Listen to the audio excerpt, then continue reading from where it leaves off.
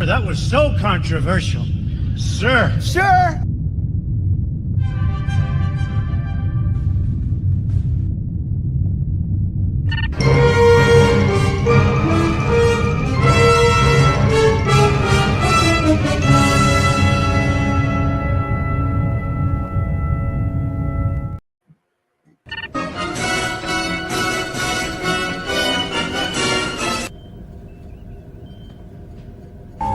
Insufficient sensor data. Incorrect. 10 fucking grueling hours.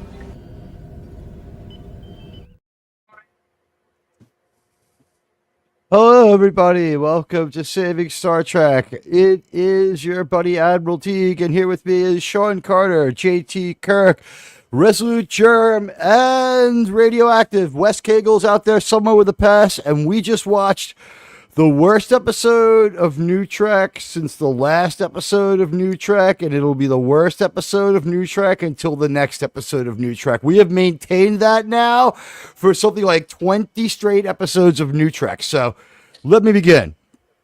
On the final frontier, crimes against the fandoms are investigated by the dedicated detectives of the sci-fi CSI. These are their stories. Coroner's report. The dismemberment of the Star Trek Strange New Worlds episode, The Sailot Who Ate Its Tail. Case file, Star Trek Strange New Worlds, Season 3, Episode 6. Date of examination, August 14th, 2025. Examiner, Dr. McCoy. Admiral Teague supervising. Cause of death, canonical theft and character assassination. The victim had been dead some time when we bothered to look in on them at 10 a.m. this morning. Sirs and madams, this autopsy exposes the grotesque mutilation of Star Trek's legacy in Strange New Worlds. The Sailot Who Ate Its Tail, this episode pilfers the soul of the original series, Doomsday Machine episode and The Changeling, while reducing Kirk to a bumbling caricature, a far cry from William Shatner's iconic captain. The evidence is damning. A scavenger ship. Scavengers! Where we heard that before. This invincible juggernaut draining the fair of its power and shrugging off the Enterprise's phases is a blatant knockoff of the Doomsday Machine, the planet killer, and the tronium-clad behemoth, devoured worlds and laughed at Starfleet's weapons, only stopped by Commodore Decker's sacrifice and Kirk's ingenuity. Here, the scavenger ship mirrors the invulnerability, absorbing the attacks until 3 fucking photon torpedoes conveniently end it. Unlike the TOS classic existential stakes, this resolution is cheap, with a shallow, hollow echo of its predecessor. It's destroyed without consequence. The human reveal at the end, a plot twist that lands like a damn squid, ignoring the moral weight the Doomsday Machine and the Changeling had. Exhibit B, the scavenger origin as Nomad's stolen blueprint. The scavenger's human identity is tied to centuries of isolation and with a World War III nod. It's a lazy rehash of the Changeling from Season 2 of Episode 3. Nomad, an Earth probe, is warped by an alien encounter, becoming a godlike killer. Its human organs twisted into tragedy, right? It was corrupted by Tanru. Strange New Worlds mimics this with the scavenger's vague backstory, hinting at the lost Earth colony, but offering no depth, while Nomad's story probed at humanity's hubris and took a shot at America. The scavengers are a plot device. Their humanity is a fucking shock to no one. Without philosophical heft of the Changeling. Why don't they recognize their own tech? Why the slaughter? The episode doesn't care, looting Nomad's presence with soul. And Episode 3, worst of all, this episode butchers James T. Kirk. Paul Wesley's portrayal isn't the confident, charismatic captain of Shatner's era, but a stuttering fucking loser with a speech impediment and dreadful fucking delivery.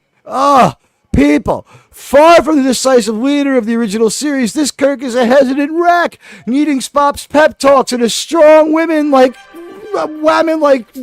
thank you, like Ortegas and fucking Christine to drag him out of his own mortal torpor and incompetence. Pelea's relic hunting, Ortega's joystick antics, and think this were Logitech, so just like the ones in the Titanic submersible. This isn't the Kirk who outwitted the Doomsday Machine or reasoned Nomad to death. It's a mockery. It's a betrayal of Shatner's legacy and Star Trek's heroic idea. The verdict, a moral and creative corpse. Thank you, Sean. I can't get to the media assets for some reason. My control isn't working on my StreamYards as usual. I'm glad we had to go to Patton early tonight. We did. You're in charge of the sound effects, so I can't get to them. Welcome, everybody. My StreamYards is frozen, but I'm not here, so I just don't know what to do about this one. Do I talk until I freeze? I think I covered the plot. By the way, cause of death, narrative plagiarism, and character defamation with a lethal dose of moral apathy. That moral apathy needle was like right in there, and it had like the cracked stem of character plagiarism right next to it. And the recommendation, burn, then bury this episode like it's Ebola waste. This was fucking terrible. This was the worst TV I have seen. This was terrible television. Guys, anyone feel motivated? JT, you usually get us going with good moral outrage. You were typing away like a demon there, proving that you can type at least 96 words per minute accurately. Well, I had to make sure it was 96 only because the great Sean Carter got 95 words per minute the other day. So I held it under 120. Yeah, but you know what? It only takes 86 to deep six this thing. well I could do it in 3 words. Played. Fuck this shit. This is the worst. This is the clapping seal episode. You know, the only thing that people wonder about with fascination about this stupid ass show is what genre are they going to try to ruin next week? And this time they tried to Star Trek, but it failed.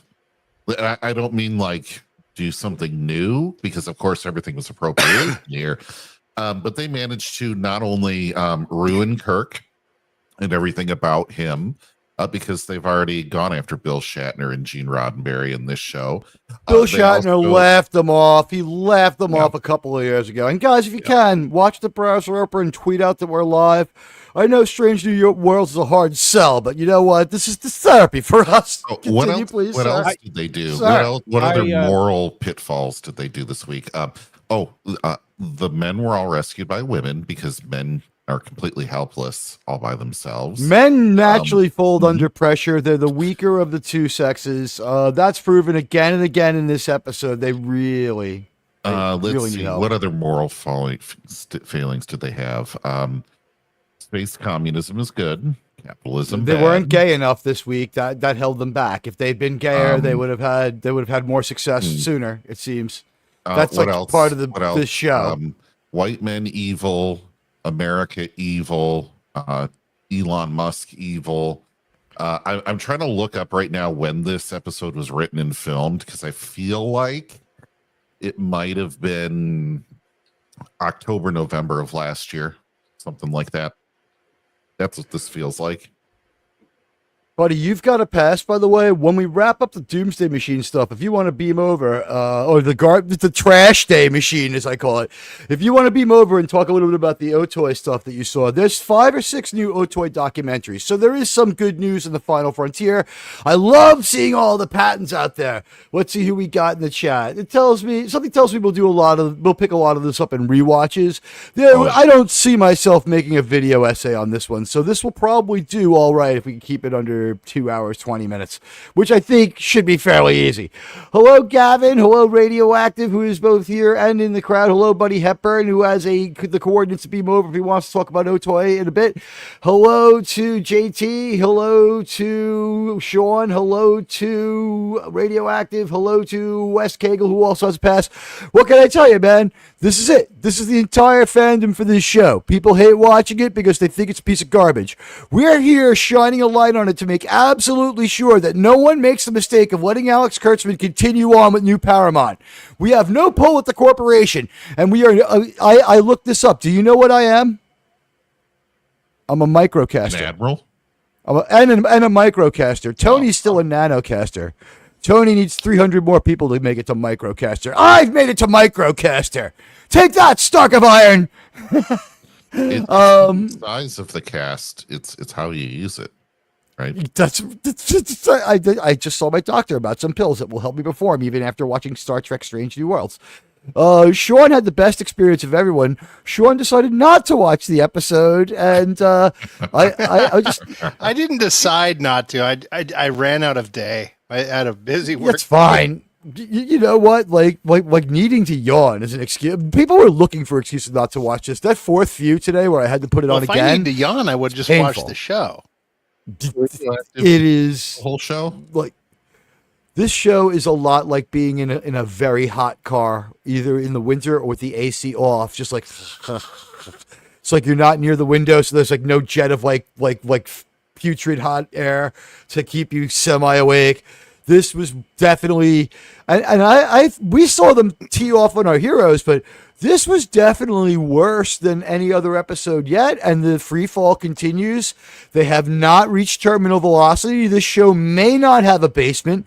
This is now, no meteorite has fallen so far into our atmosphere, burning this hotly for this long and not exploded from the inside. This is absolutely looking like a franchise ender. This could end Star Trek for, we're talking like 10 years. We will be the only ones flying the flag of the Federation. Sean, what would you think if I told you this was actually worse than the one where they went after Gene and William Shatner as people? No way. Is even more insulting? Oh, they also Because they insulted dragged the British Empire stories as well. into it. Well, They I mean, insulted yeah. America, the British Empire, white They people. really went after America. Tesla. Let's see here, men. Let's see who I else. didn't catch did they Tesla or possibly Elon. insult? Oh, yeah. So at the very end, the Americans. Oh, is that why that were T on all their totally spacesuits evil. was so fucking weird? Was it a Yeah, Tesla T? they had a red. It the was red the Tesla T Tesla T. That's on why the it- uniform, yes. and they picked. I was up like, the is that Terra ashes of Prime? They picked up the ashes of their space program. You know. Oh, by the way, and they didn't recognize the ship, but it has a fucking Delta logo on it.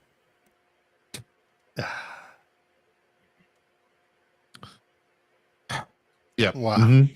So Sean, the list of people who they did not offend is actually shorter than the.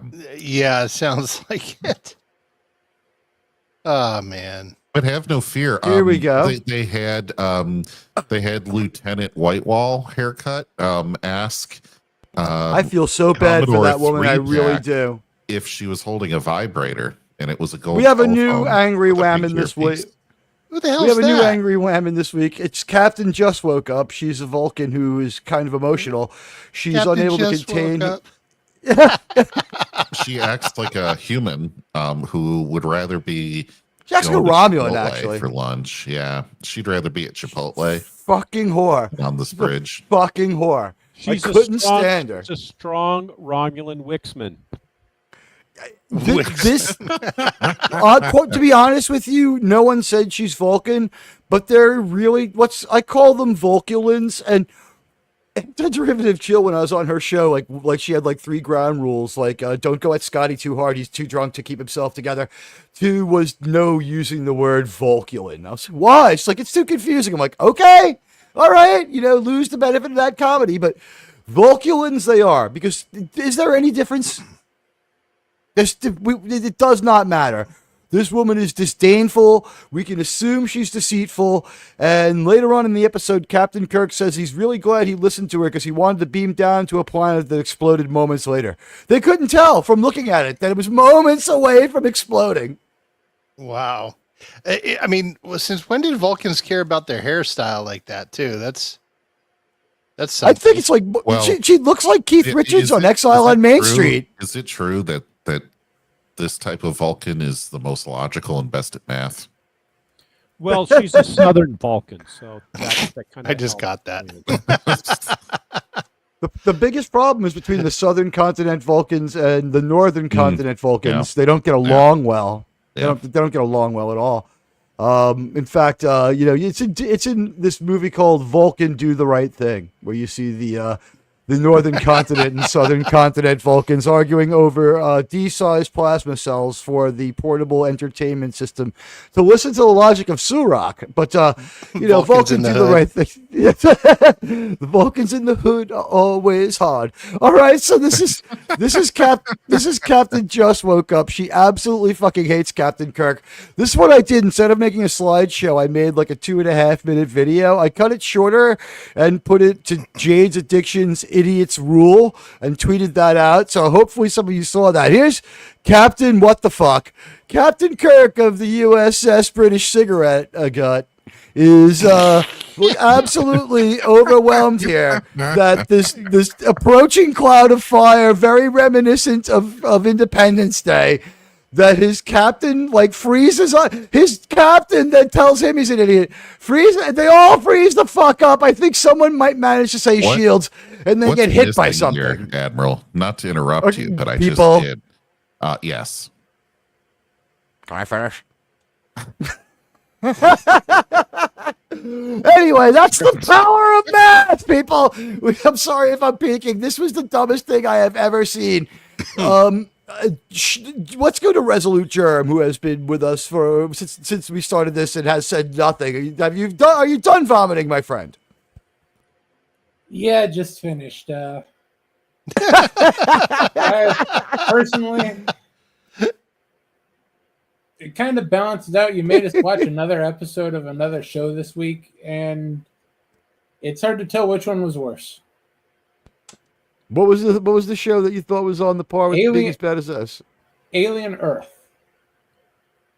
I'm not really controversial, sir. Crim1 sends people stuff in the mail, and suddenly it's my fault. I think not, sir.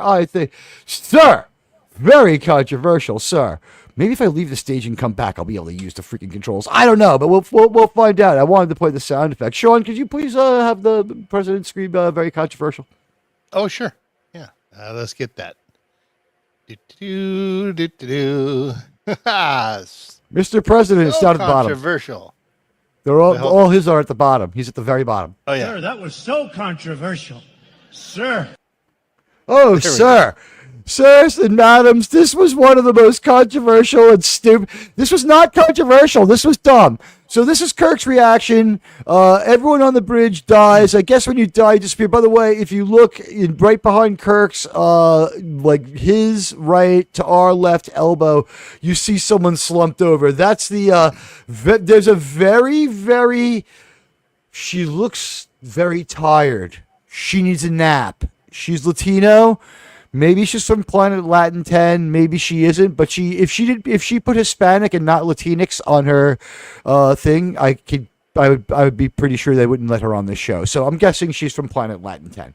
But the thing is, she is here to yell. They have brought in a couple of other women to yell at Kirk. What are the odds? He has an all-female bridge crew too. Starfleet likes to put weak captains with strong women. I guess it's a way to find men have some role. But this is Captain Kirk, absorbing how his captain's indecision and his own indecision have affected his show.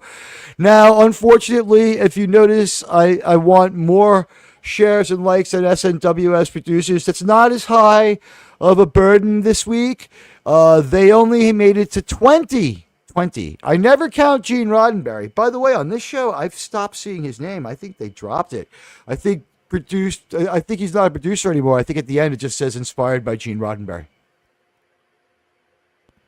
I'm happy. I'm happy. Moron. And Alex Kurtzman. Eva Gold's intellectually challenged, yes. And wait, this says Eugene Roddenberry. Was that a different That's person? his son. Oh. It's his son. He goes by Rod Roddenberry as well. Oh, that one. Okay. Yeah, but here's the thing. I think what happened was his mother was old. He was working through stuff where he really didn't like his dad. Rod Roddenberry's say your age. So imagine the time frame back when this is happening, right? He's somewhere between you and me, right? So all he knows is growing up, he's hearing his stories about his father being a poonhound, his mother maybe giving him a lot of shit, and his dad probably checking out when he's 10, 15, right? Because his age is tracking between yours and mine. So the dad basically dies from, having a lot of problems. Gene Roddenberry was a genius, but he wasn't exactly a health guru. And I'm sorry that he couldn't have lived longer and given us more, but I wouldn't have changed a thing about what he did because it's so damn brilliant. And I'm sorry that it took the human toll on him. No great thing is ever achieved without some sacrifice. He's put his heart and soul into this, and it really ate him up. Sir, you have passed.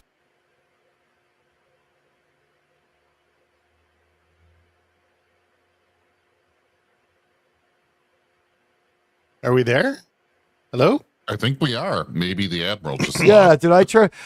Sorry, I physically muted. And hello, I here is the Farragut dead in space, and welcome everybody. Like I said, smash that like, and we got Read by Nature here. Welcome, Read. Read alert. Read is here. Read alert. And let's see who else. Anybody else come in that I missed? Hello, if I did. If you're lurking, hello to you. Make it a meaningful interaction. Hit that like. Help me with my analytic. So here it is. This was their special effect. Look at how murky, with an emphasis on refracted light. What lens are we refracting off of here in the middle of space? And their new trick. I'm surprised that we didn't see this from the window of the Enterprise with someone on the other side looking out through the glass, because it's glass now. They look out through the glass all the time. I'm surprised they didn't cheapen it by having the effect be like so much more low res. That's this year's big trick, is someone's looking out the window and we're seeing them look out the window, and reflected in the window is something terrible and really, really exciting. It's very controversial, but you can barely make it out. This time they show it to us, but even when they do, it's like their credit sequence. Their credit sequence is to distract you from how many producers there are. But at the end of the credit sequence, when they run out of money, that's a rush job.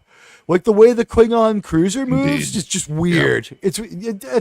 The longer you go into that episode, into that opening, the less money there is. It's like it's a whole bunch of money up front.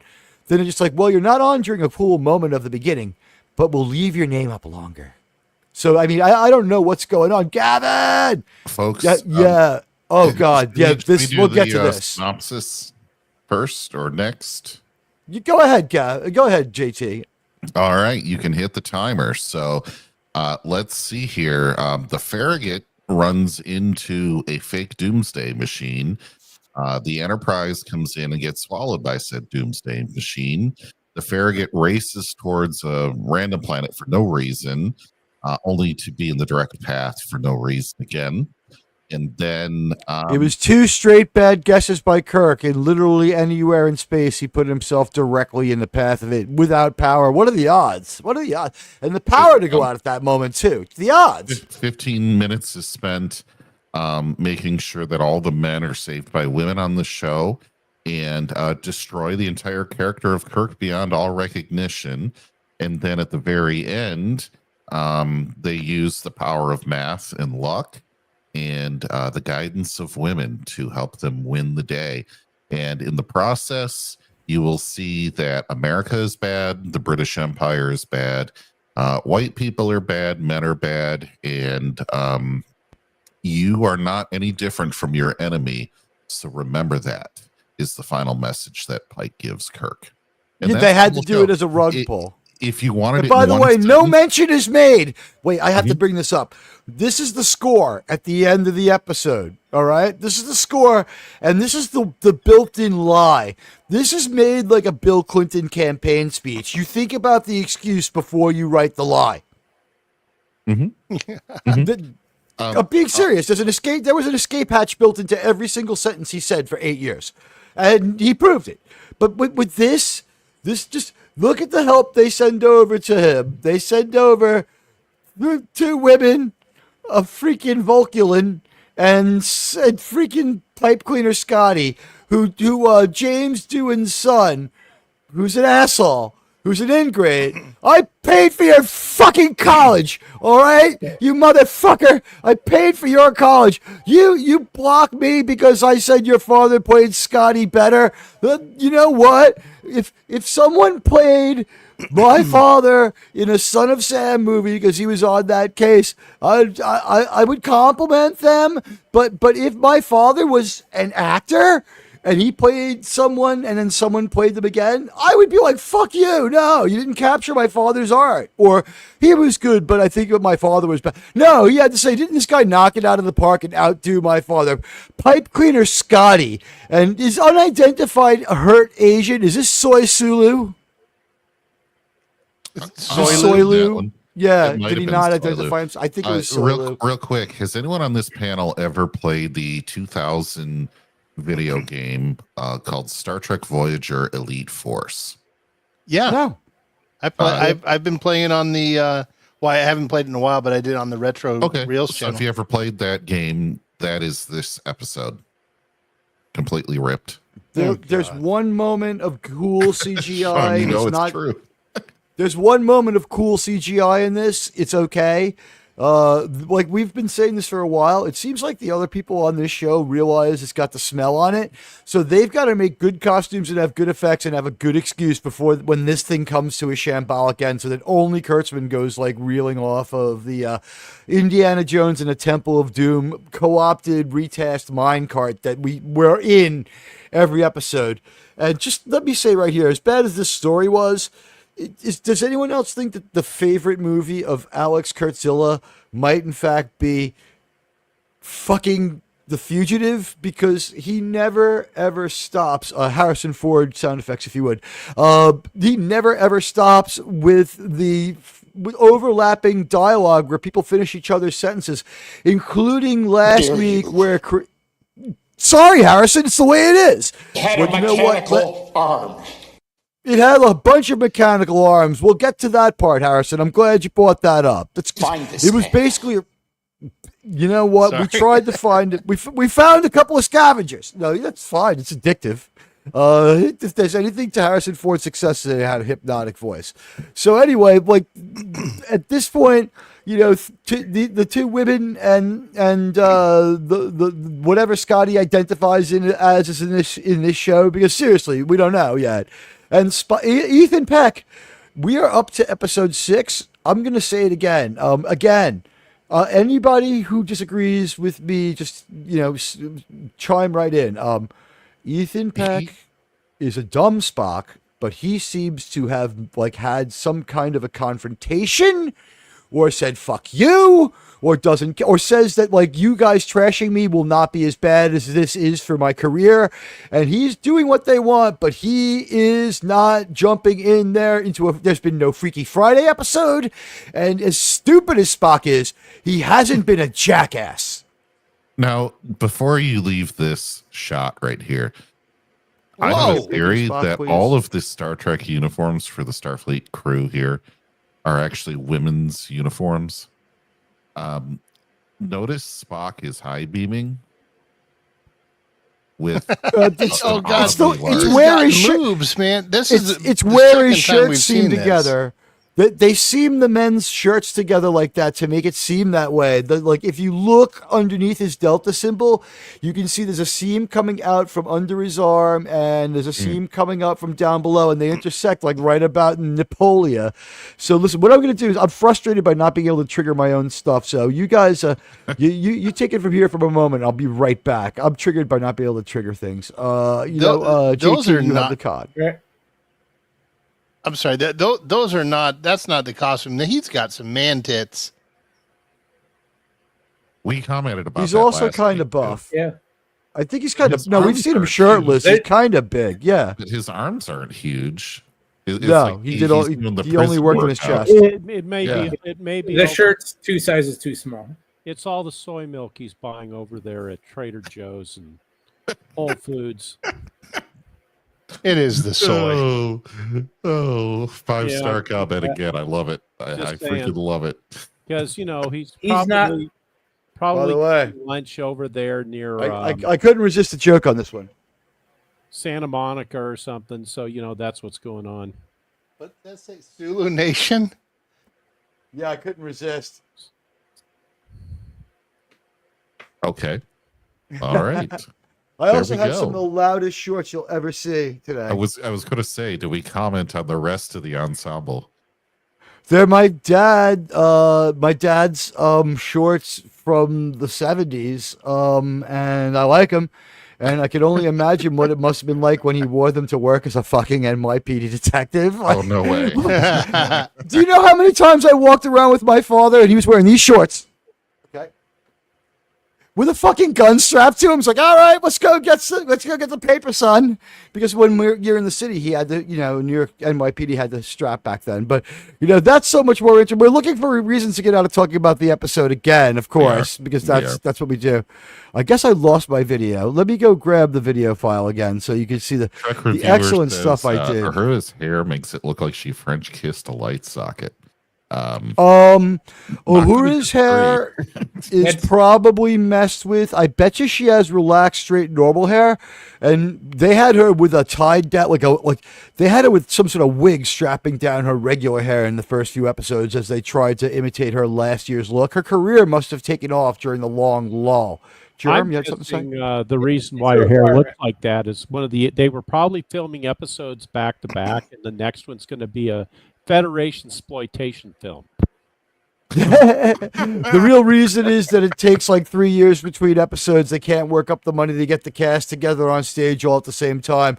And did everyone notice that in most of this episode, the cast was just not on stage at the same time?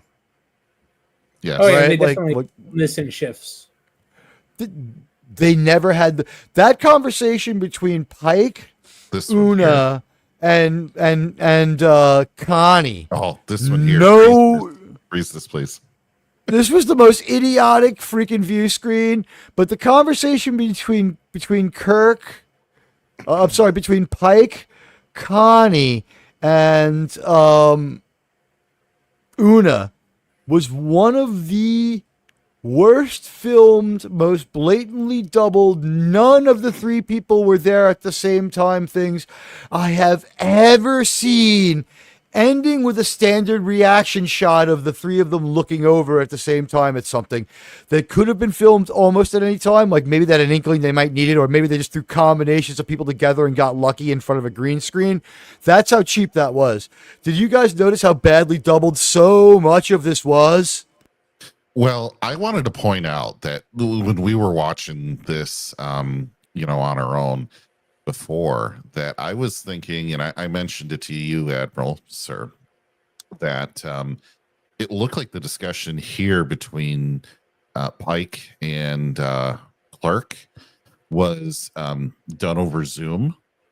And when you look at it here, it looks even worse. Like he's in front of it's a like green someone had a screen bad at his curve. house, and he has overhead can lighting in his office.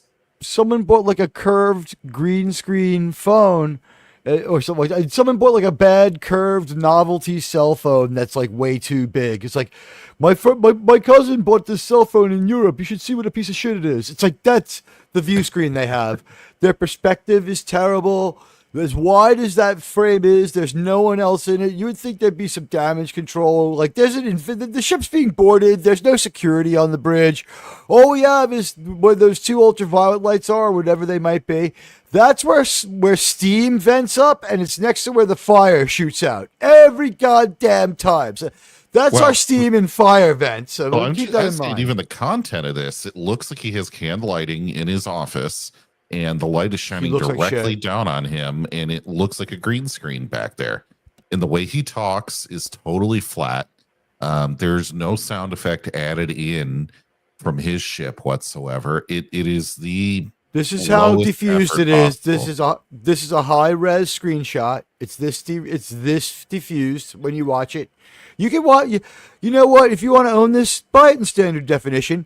Those like DVD, Blu-ray, 4K upgrade Ultra HDs of these that they're able to sell for like $5, like $5 with a $25 coupon for more Paramount stuff. That's because it's actually just a standard DVD. No one can tell the difference. So, moving on from this horrible, awful scene where he tells Kirk to keep it together. By the way, this was their equivalent of, so you're the madman who's been destroying the Farragut. This is Pike as Kirk and Kirk as Decker. This is the Doomsday Machine, but it's like Recycling Day Machine. Now there on the screen you see the Enterprise, which has bothered to close with the enemy and is protecting the Farragut. The one good moment of CGI in this, which wasn't very smart of the crew, but the cool moment of CGI is They warp into the system sideways, I guess, and backwards and moving upwards and backwards, away with their belly towards the Enterprise, but their shields on. They chungus and chop their way through a bunch of like space debris for 1 second with their shields on. Their shields turned blue, the rocks vaporized. That moment was all right. Anybody? It was from the game, but it was all right. That was 90% of the episode's budget. I would agree, and that was why they held for that 4th second. That one was so long, I may have to cut just a tiny bit of it to show it on my video essay. This one doesn't get a video essay, by the way. One good thing: the Enterprise jumps in at a weird angle with the shields to protect the Farragut. That possibly was why they did it, because it just comes flying in. I don't know. There are some people who really tried on this episode of being serious, but they were not. I think Paul Wellesley has realized that he's going to be a greeter at a fucking surf and turf restaurant for the rest of his life, because this has just been a takedown of a beloved actor. And he looked like he was enjoying it 2 weeks ago. Now he looks like it's had time to sink in, doesn't it?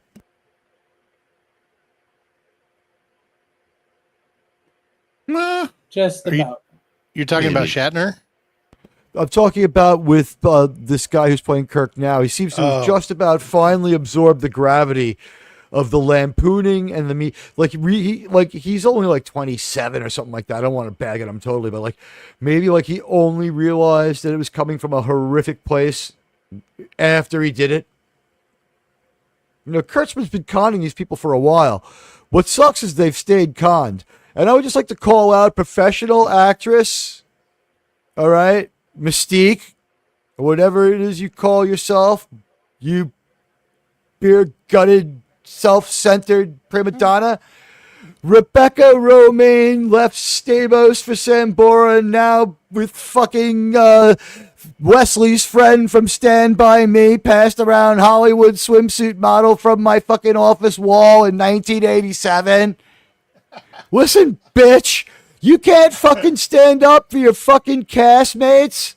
What the fuck is your problem that you let them do this to Lon and her hair and make her look so ugly? What the hell is with you that you will not stand up for Ortegas so she can get her other roles and so that she can work? You haven't realized by now that this is built around your schedule, you self-centered cow! I had to borrow a word from Disparu. I don't know what that means. I hope I'm not in trouble now, but he says it all the time. And he said, well, does it mean bitch? What and word? Gavin, help me out. I called her a cow. I'm stealing words from Disparu. Hello, Trek reviewer. It's good to see you, sir. Sir. You can use it. He's British, right? Right. He says it, so he gets away with it. But this insulted the British people this episode. So yeah. But sure. I don't know what it means in American. It means Rosie O'Donnell. There you go. You know what? You guys said the trade deficit. We got the better of you on that one, no matter what you send. So here they are all talking about how Kirk is terrible under pressure. And this, to me, was the most infuriating part of the episode. I'm going to just set the scene of what happens here, and then I will let my crew talk about it freely, because I have to walk away from the microphone and scream and break things. This is when they all have a talk about how Kirk is a high-strung dick, giving unbelievably insane orders and just ramrodding people and being This is disconnected boss syndrome. This is not a leader. He is a disconnected boss and a pushy piece of shit in this one, Sean. You would hate this guy. This is the kind of guy who sends in his expense report with like a picture of where he got, and he's like, I don't understand what I left out. The picture is timestamped, sir. Crazy stuff. No, he cooks fish in the break room. Admiral, sir, I have a question for Radioactive. Radioactive, in your estimation, if you're having a discussion with your senior bridge crew, okay, would you have a non-commissioned medical officer present in the room, especially when the sick bay or she's looking to relieve his ass, man. She is looking to relieve his ass of injured and dying people? No. Would you, as the commanding officer? Well, Mabanga's feelings are hurt. Come on, his friend's dead. Would you, as the commanding officer, just listen to everything she said and agree with a non-commissioned officer as the captain of the ship? No, I tell him to shut up and fucking color the way you do it on that real active duty. Yeah. Okay. May I suggest that? May I suggest? By the way, generally you don't have medical people relieve you of command in the real military. No. It's a pretty established Star Trek thing, so I have no problem with that. I was reading the motion picture novel today, and Gene had an editor's note in there where it's like when Decker and Kirk have the altercation about firing the photon torpedo rather than the phasers. He's like, Mr. Decker, a word. Editor, like McCoy. Mind if I tag along? He was being disgustingly pleasant. Editor's note. While it was the prerogative of any Starfleet doctor, and this is Gene speaking, to be in on command decisions and constantly assess and reassess the mental fitness of the officer. So, like, that's part of Gene's meta. So I don't mind that they wanted medical on it, but here's the thing. You've got a captain out of commission, and you've got a known wild man whose flaky idiot brother is on your ship as a geologist, and you send over the B team of the lowest paid actors in your fucking cast. Let me describe our B team. We have nurse, then we have cadet, but she recently at the end of the last season she got her freaking stripes, whatever. Like freaking probationary trainee. We have Spork, who is trying to stay out of this story, and then we have Naughty R37. Who has been called out in both of the last two episodes as incompetent with remedial student ability, who wasn't at his lectures on time, who has mentioned he has a problem drinking in the academy and then was drinking again anyway. So a relapse drinker, or Kurtzman like projecting himself on this again. Again, most of this stuff, if you're an American, 70% of us went to college according to statistics, but only like 20% of us graduated. Just think of that when you were on the bubble, between graduating and not graduating, or staying and not staying. Like some of us dropped out, some of us stayed. Think about when you're on the bubble, and you have that 2-week period where you act irresponsible. Alex Kurtzman apparently was in college for 6 years or something like that, because this is his 8 semesters of not knowing what to do, where all he did was go clubbing and listen to the best ska records. And all he's doing is projecting it back onto these characters. And it's crazy. And by the way, look how this scene is set up. Our catsuit girl furthest away from the camera so she can put her hands behind her back. But this camera moves as we go on to get her out. It swings to be behind Scotty to keep his face in front of Spork's, because they're either both doubled or they wanted to keep the toxicity to a minimum by having the back of only one man's head covering the face of another. They seem to have this crazy rule. The fact that there are 2 men and 2 women here really... One of these guys is going to have to come out and say they're gay for them to be okay with this. They're going to justify it later, but this goes against every rule of New Trek I've seen. But this is where they're saying something that annoyed the fuck out of me, and I'll set this up a little better, and then I'll let you guys have at it. What we found out here is Uhura says, I've seen Jim Kirk when he's not under pressure. When the stakes aren't high, he's at his best. He just falls up under pressure. He's not good under these things. That's why we have to help him along to be the kind of captain that Starfleet needs, like our captain, who just freezes up. And they're all like, yeah, okay, he freezes up. And they're like, yep, he freezes up. And they're like, okay, yeah, Starfleet needs another guy who freezes up. And they're like, maybe later on Pike will come drive it home in a fucking added dialogue replacement pep talk where only Paul Wellesley, who we now have we're trying hard to find a way to forgive to get through this story, but we can go back to disliking what he did later. And I would just say this, yes, sir. I would just say I am going to choose to not raise my blood pressure and get angry at this, because everybody in the chat knows this is bullshit. I need the hypo spray sound effects. I don't need the I don't need your YouTube alarms to start going off by filling your stream with expletives and cursing and the like. I won't need patent music. My intelligence, Kirk. Precisely. I won't need patent rant on this because they were deliberately just saying "f you" to James T. Kirk as Roddenberry imagined him. Here's the thing: he was not just always- that. I want to throw this part down here.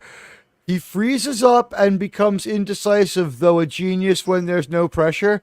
We need to show him the hand-holding Star Trek, like rub your face like Pedro Pascal method of leadership. We just have to help him through this crisis so other women can help him later. This is the point where you say, we 25th Amendment Captain fucking Kirk, and, Spork, you got to take command. Put this madman in the brig.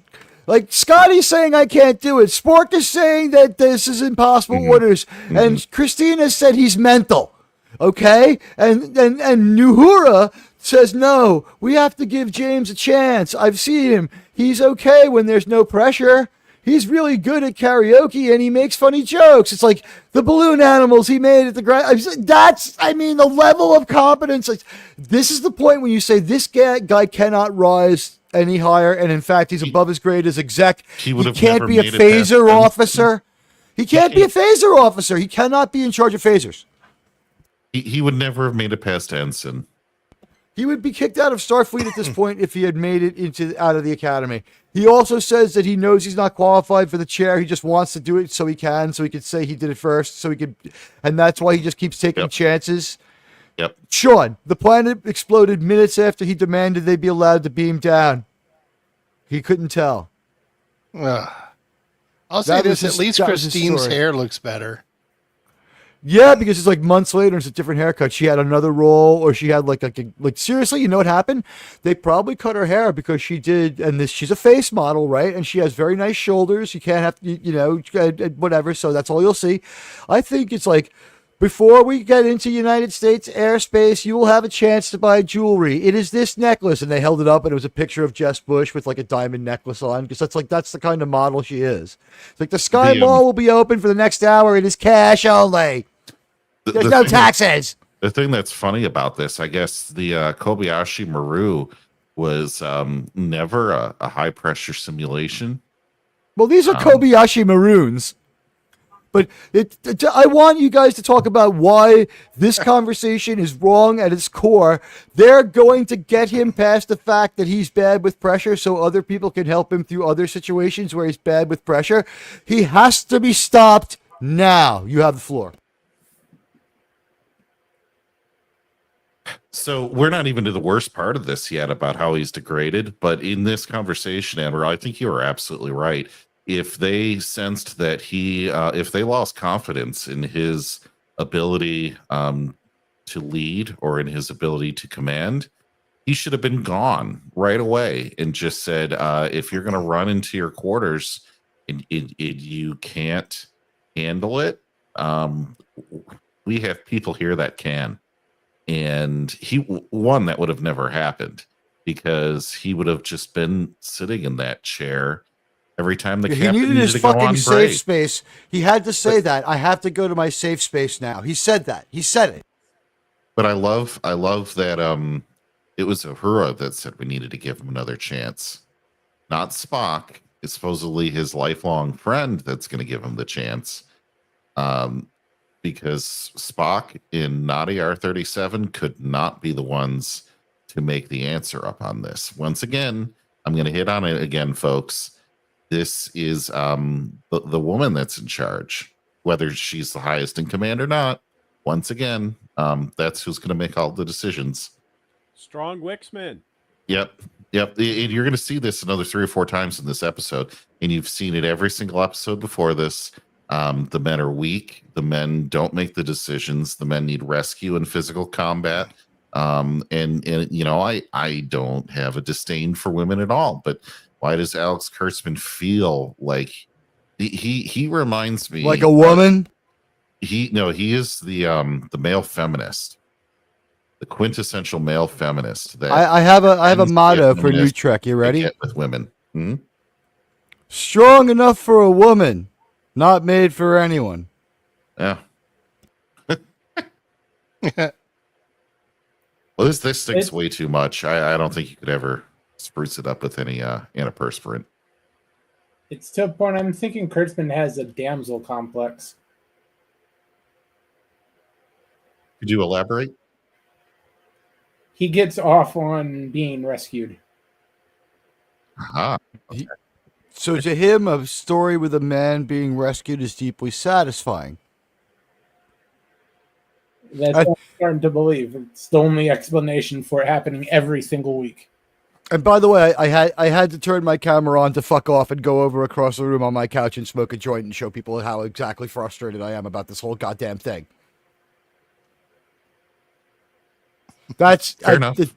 I had to watch this 4 times. I watched it again in dismay on how much worse it was than it was the first time I saw it. Hey, Dave C., welcome. It's good to see you. Trek of your man. They really need to fix Uhura's hair. It makes it look like she French kissed the light socket.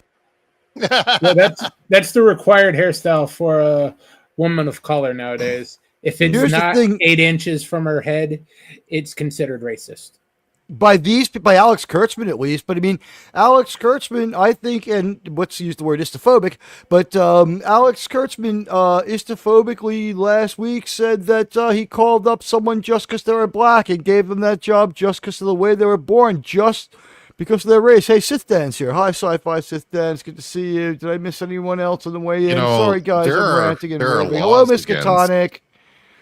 Hi, Miss hiring Katonic. I'm people sorry, based buddy. on their immutable characteristics.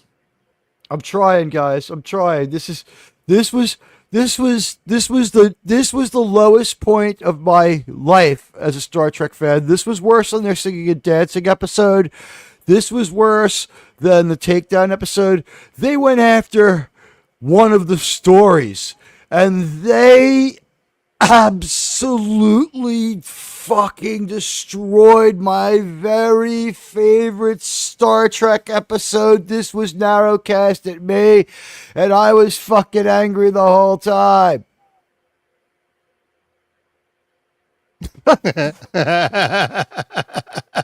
About right. All right, let's continue, shall we? So this is their moment where they're supposed to stop him from rising any higher in Starfleet or sidetracking him into being like a Federation commissioner because he's an indecisive, demanding, self-centered, pompous asshole. But no, it's like what's all have like a hand-holding kumbaya moment for like Captain Kirk. Are they actually kind of evil in this because they're like they could potentially hold that for I don't know if you can say this type of I mail messed up and on restarted YouTube. it, but the whole thing's only 2 minutes long. Yeah, 2.5 minutes long. The YouTube rule, I don't know if it allows you to say male of the dark color over him because they could be like, hey, remember that time that we let you stay in your captain's post? Yeah.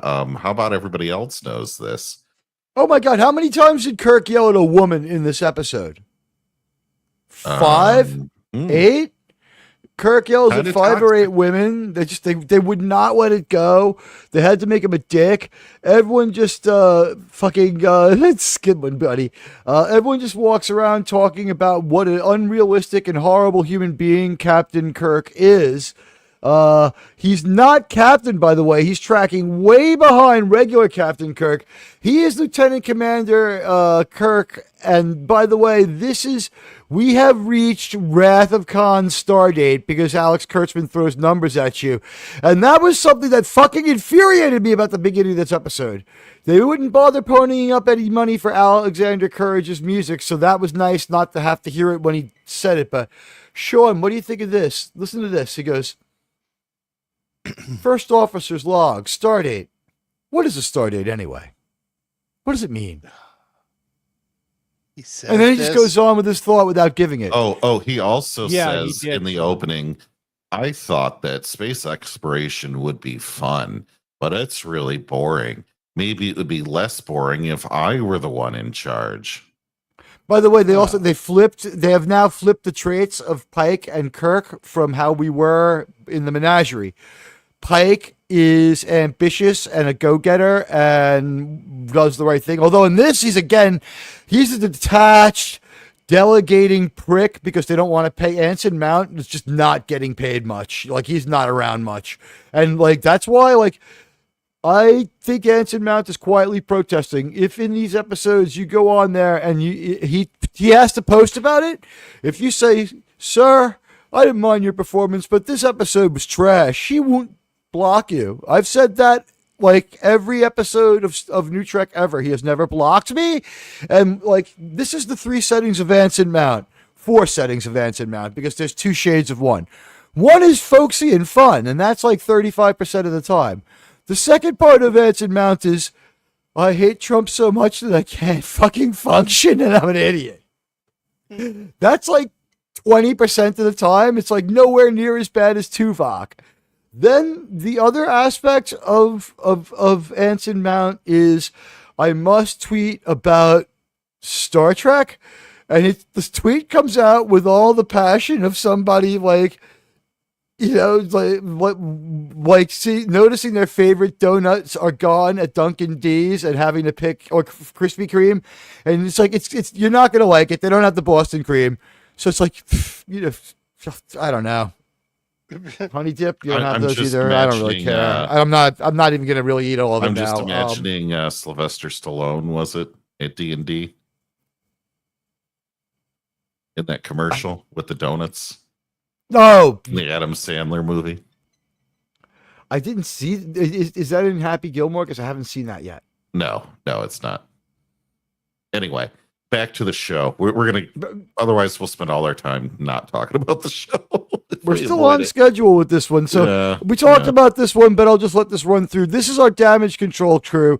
We have an engineer who's been called incompetent by his superior, and was called an inferior student who drank too much, which he then himself admitted to, and then we saw him two-fisting.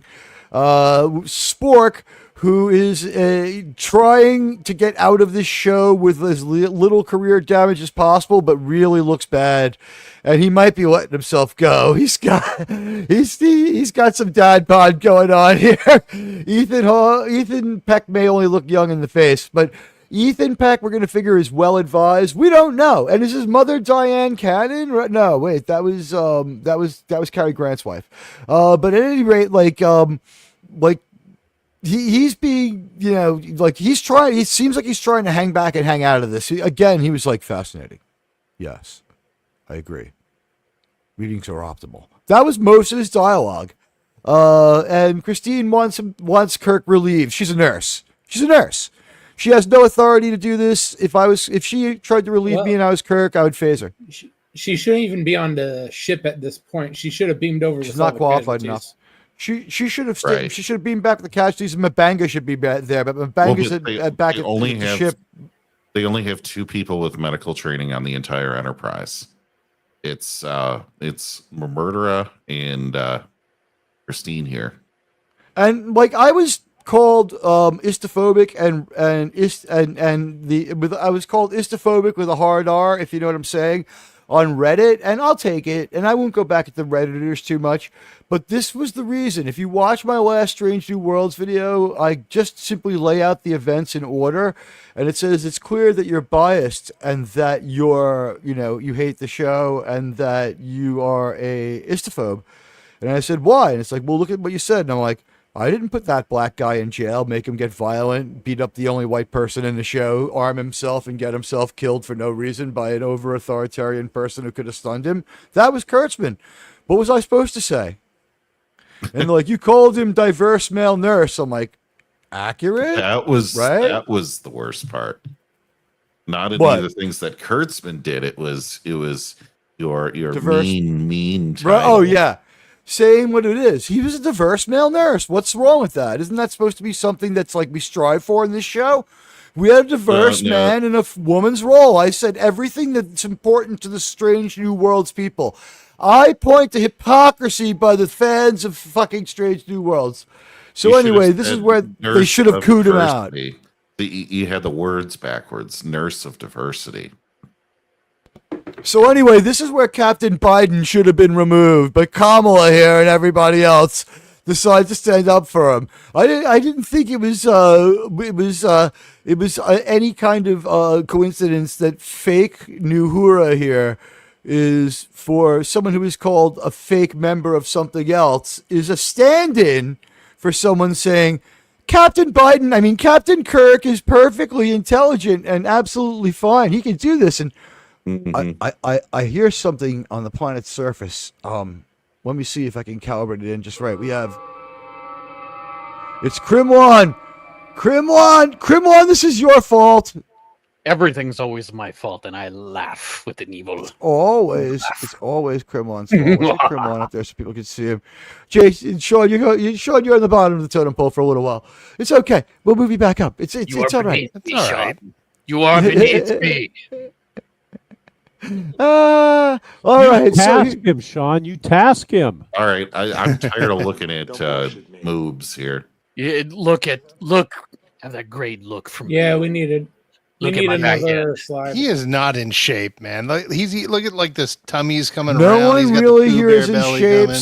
Scotty looks like, no insult to anyone doing this in real life, but Scotty looks like he just got told he was cancer free. He looks like he went through some serious chemo as far as his physique. He is a pipe cleaner, man.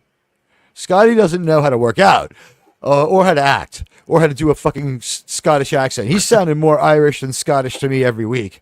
Spock, like I said, he's trying to check out of this. Let's face it, he has some power.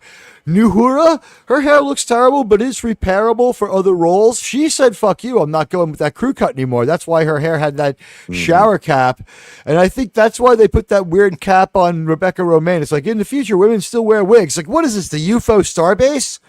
The reason the women wear wigs on the UFO starbase was because there's no gravity and their hair would be in the air. I hope that's why they wear wigs in the UFO Starbase. And just so you know, if you watch UFO, which is a shit program, but if you've watched UFO, we all dress like the guys who are on the UFO submarine. It's required at the Saving Star Trek staff meetings. So I'm going to advance our slideshow here a little bit. This was check my tweet for this one with Jane's Addiction's Idiot's Rule. So this is moron here. There's dummy being told that he doesn't know what he's doing, and he's like, I'm losing my command. So there's a little bit of naked time in here as well. So Kirk is in his moment of doubt and pain. I wouldn't even say that. They're aping his level of losing stupid. my command. Yeah. This okay, folks. This was a How I solid 5 long minutes. for the days of, how you know what I miss? I miss great lines, great Star Trek, and it's like I think you're giving him too much credit on that one, too. I miss great lines like this one. What does God need with a starship? I mean, and that's not even so good. It's like, all right, let's go up, let's move forward, keep going. This is 5 whole minutes of Kirk self-doubting himself and saying, "I can't do it unless it's all Publicly. about me." Publicly. Clearly, And, Kirkman doesn't know Kirk. Oh, By no, the way, no, Krimlon, it's the clever biggest insult plan. you could possibly give. Krimlon's clever plan of having his daughter have a kid so that he could have her be old enough to go to college now, so that he would Uncle Krimlon have to drive her. Pretty clever. Now we know Krimlon can travel time. Krimlon, Yes. welcome to the show. Did you have a fun time with it? Is she happy? Is she looking forward to it? Yeah. Oh, yes.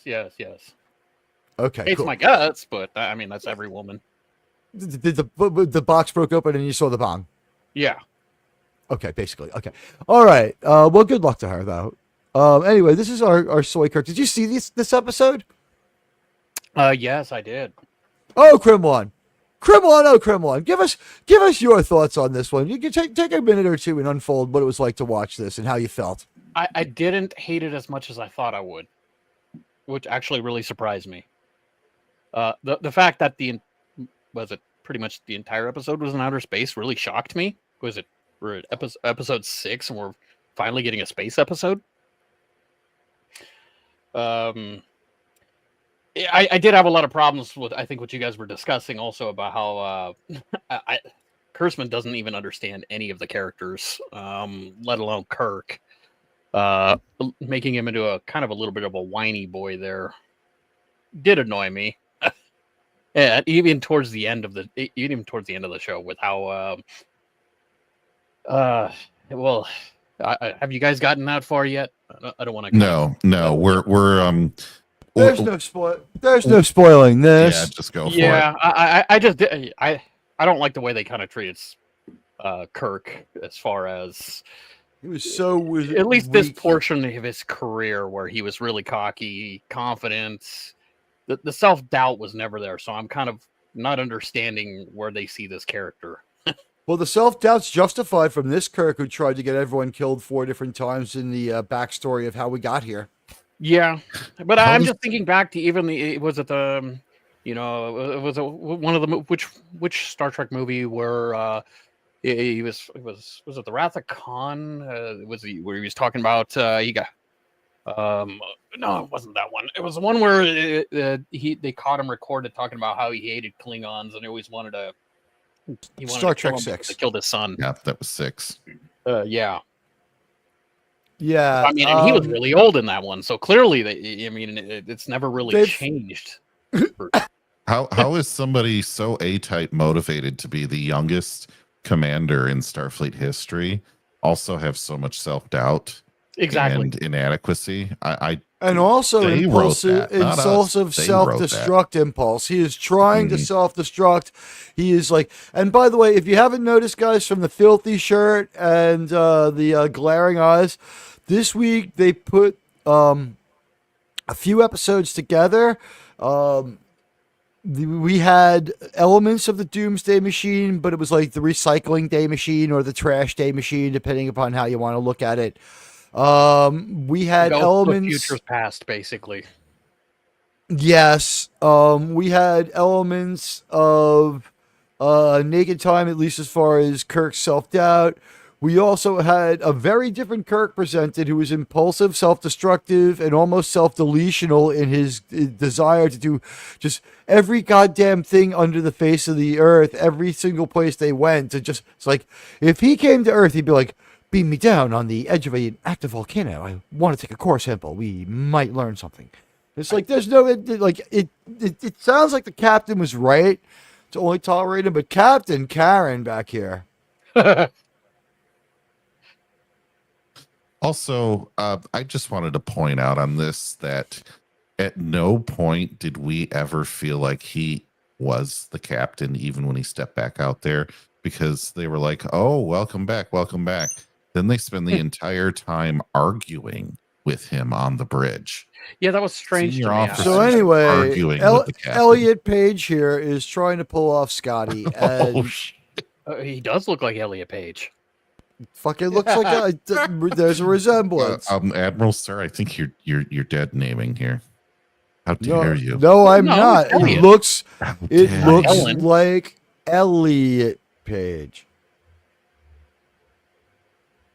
Okay. It looks like Okay. I am not dead naming. I'm referring to the time in their life when they were known as that. Yeah. There is listen, if I was wrong, let me finish this. If I was wrong, why weren't the movie credits changed? It still says Ellen Page in Inception. So I'm talking about, this reminds me of Elliot Page. There's a physical resemblance to that person.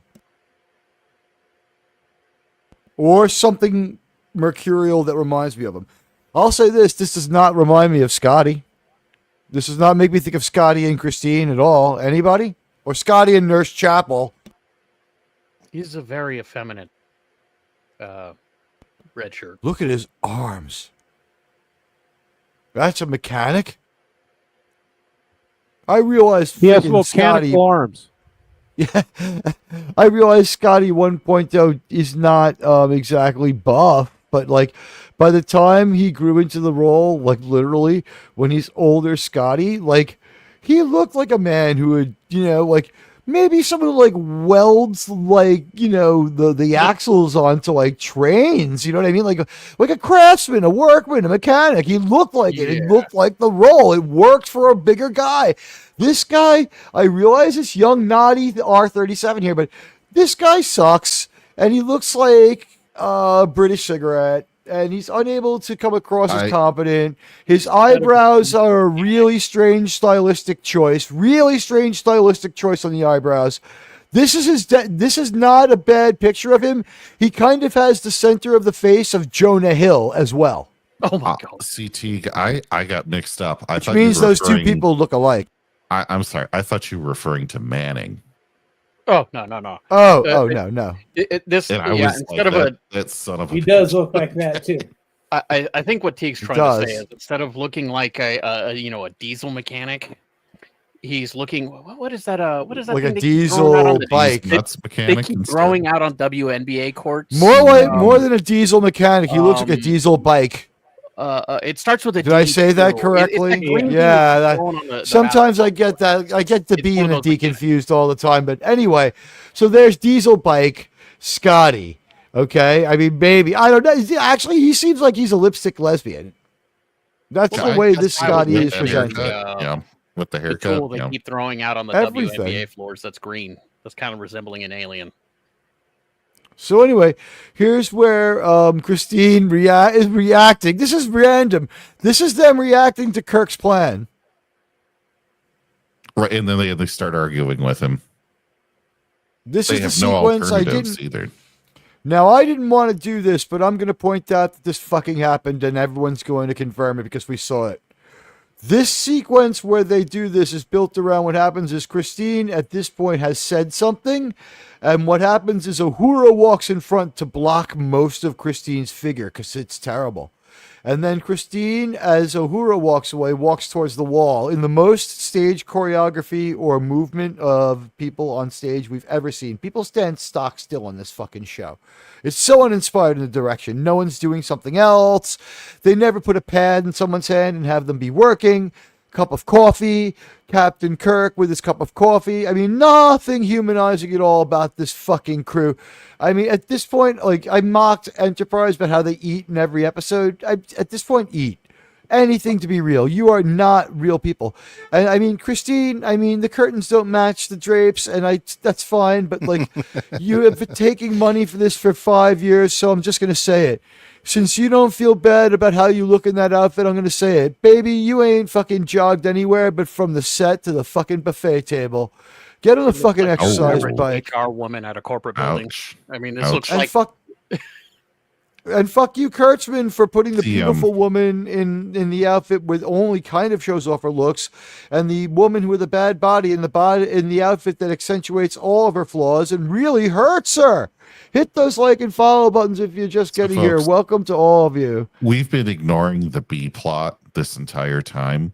Yeah, there The was a B Enterprise plot. That's was right. swallowed by The a B plot plays blob- off in the course a of 4 blob minutes. of smeared, smudged smoke, and This mist, gets it eventually. and it was eaten by a wolf's head, because the makers of this scavenger ship knew what a wolf looked like and made their entire ship in the spot where they contain all of the victim vessels in the mouth's face.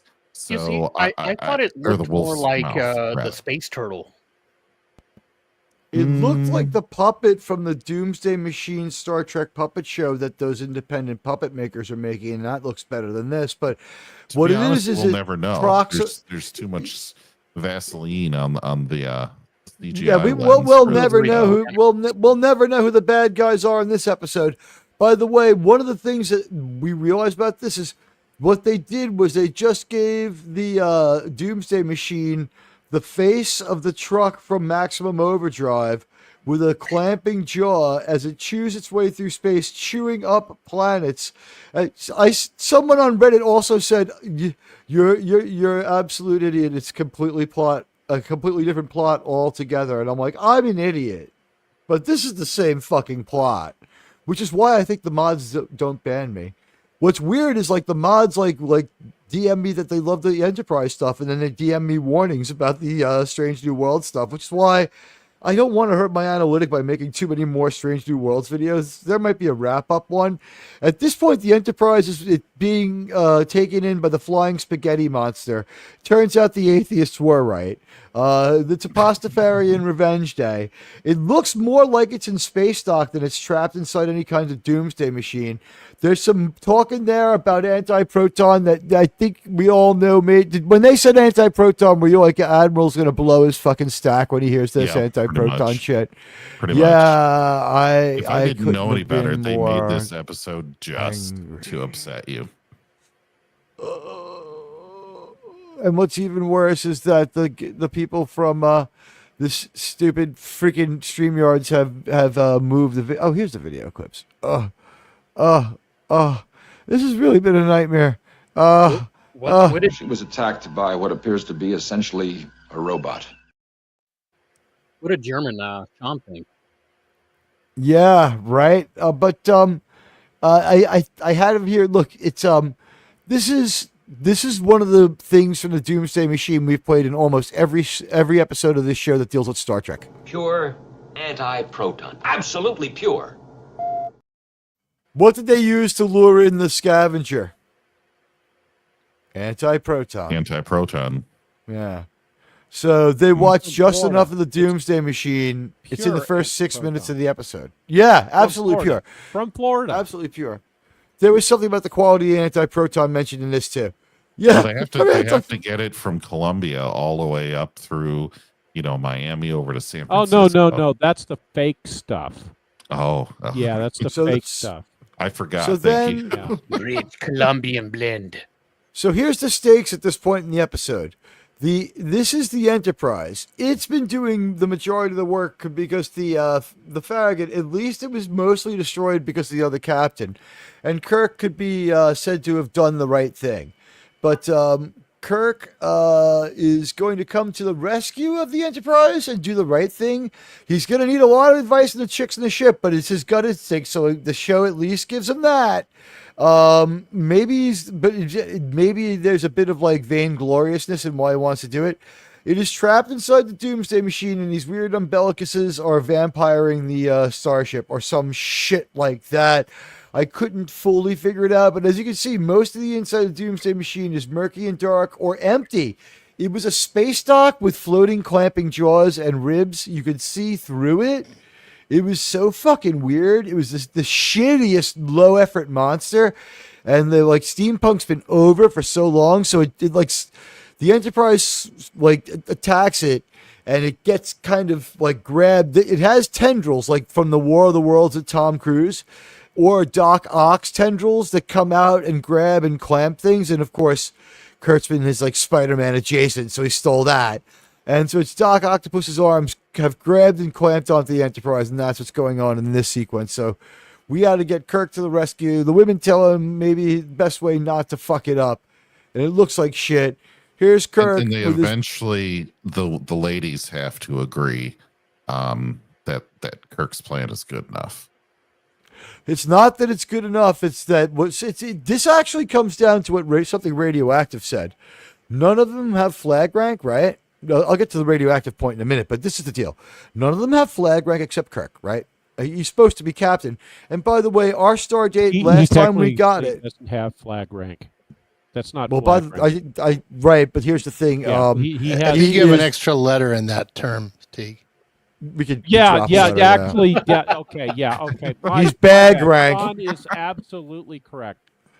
In the soy. He's Film Actors Guild rank. Anyway, adding that L in there, we're gonna have problems. The point is, I don't mean flag rank.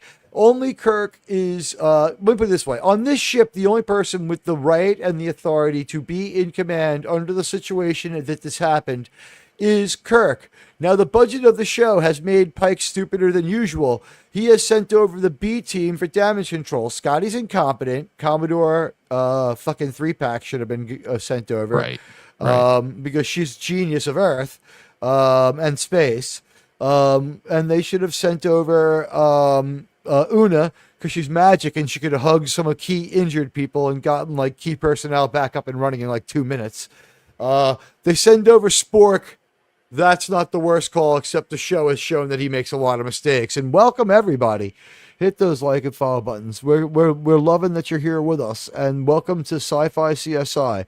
We're almost at the 65% point of our Star Trek Strange New World slideshow. Here's everybody tolerating. I fucked that one up. Here we go.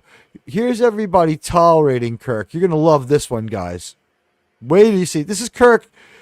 His plan is terrible, and this is where we get to the radioactive part. He's in command. You've said this. You ready? The best thing you can do under a situation is the right thing. The next best thing you could do is the wrong thing. The worst thing you could do is nothing. Kirk merely is not going to do nothing. His wrong thing is so wrong that they should say, "Sir, nothing's better. Nothing's better, sir." But this is their reaction to his plan. Christine's like, "Sure." Scotty's like, "You want me to do what?" And Uhura's like, "I can't believe I backed this fucking asshole." Anybody think that this scene was characterized any differently? I don't know. It's better than the nurse talking about how she has the authority to remove him as a captain. That was a laugh. I would have phasered her if she said that to me. You're reading way too much motivation into all these people. They were just told stand here and look like this. Okay, so folks, time out here first. We skipped something here. Here first. Wait, why is there a phone on the wall? Yeah, Sean. Oh, that's how they're communicating. I'll help you. I'll help you out with this. Okay, so once you get sucked in through the wolf's mouth, they have scattering or dampening fields. They never really explain it. They just say our communications are jammed. Now, we all know. And then the communicators go next. It gets worse. Yeah. So, yeah, they can't use any type of communication on the ship whatsoever. And now we're going to all have to forget that every single room on the ship has a communicator on the wall that's hardwired to all the other communications on the ship, just like all the computer circuitry is hardwired on the ship. No, we can't do that. We have Admiral or Commodore 3-pack say, "Well, I know how to fix this communication issue. I lived through the 80s." And so they go back to her quarters. And guys, it's Commodore 3-packs a day, just so you understand the reference. Yeah, but you want to know what's really offensive in this? It's the fact that they pulled out the Atari 2600 and the joysticks and then tossed them to the side. To use Logitech joysticks right off of the Titan submersible. They're using Titan submersible controllers to control the Enterprise. I thought that was an Atari with Atari controllers. There was an Atari. Atari 2600. Yeah. Would they actually had the controllers in the show? Oh, yeah. I'm going to show it to you. Are you shitting me? No, Sean, this gets better. We are not. Sean, They used them to save the ship, Sean. So didn't she talk about how she flew a ship with it at Remember one point? when I told you that Alex Kurtzman doesn't have the same point of view as you and I do, Sean? Technically, unfortunately, no, because he's in charge of Star Trek. Think about it. This is his idea of Star Trek. It is show tunes. It is dancing. It is love stories. So here's Commodore O's cabin with a Carol Kane, Andy Warhol on the wall, I believe. Yes. Sean, how they're going to get out of here is they need to fire something the thrusters, that isn't real. but because they can't talk to each other, they don't know when to fire the thrusters at the same time, so they go in a straight line. Even though that's not 2 points of fire is not going to keep them on the proper axis in space. Fuck that. That would make sense. There it is, maybe Sean. They use two Atari controllers. There it is, Sean. They go back they got some Logitech controllers for them later. They go back. But look, John, there it is. There it is. Oh wait, I didn't put it on. You're not stage. They go back to the magic. You've got to chest. see this. They go back to the magic chest in Commodore 3-pack's quarters, and she starts pulling out. This is how we're going to save the ship, everybody. Her plan. Tweet, guys, if you haven't, share that we're live, because this is where it gets. You thought it was dumb. This is where it gets stupid by their own, but even by their standards, this is where it gets fucking outright stupid. Now, Teag, let me make one little point here, just to clarify for Sean and anyone else. The Atari controllers that you see here in this scene, they actually are not the ones that they use for the thrusters. They used a more up Logitech or Landshark thrusters. Well, they use an actual more like a flight stick, probably mid. It was still video gaming, but Yeah, yes, it was still a video mid-90s. game It was stick, absolutely but it wasn't a mid-90s. Logitech. I don't think it was a Logitech. Certainly wasn't a modern Logitech one. You know what? It could have been a Shark. Maybe. The thing about this, Sean, is the way that they're going to communicate and coordinate this is Commodore 3-Pack is going to pull out a phone. She's going to pull out 8 or 9 phones. Yeah, she's going to pull out 8 or 9 phones. They're going to mount them on the walls of the ship. You're going to answer them on the walls. She's going to run a switchboard in her quarters. And go back. This is forward just a little bit. Yeah. Oh my god! You need to see the first phone that she actually has. Switchboard. Yeah. But here's by the way, this is an emphasis on cute and whatever Alex Kurtzman's like friend had in his dorm room. Like the person who was the coolest person in the dorm had the whatever phone. Here's the best part of this. As soon as she throws that away, she pulls out a telephone, and yeah, it's probably in the next 4 seconds here.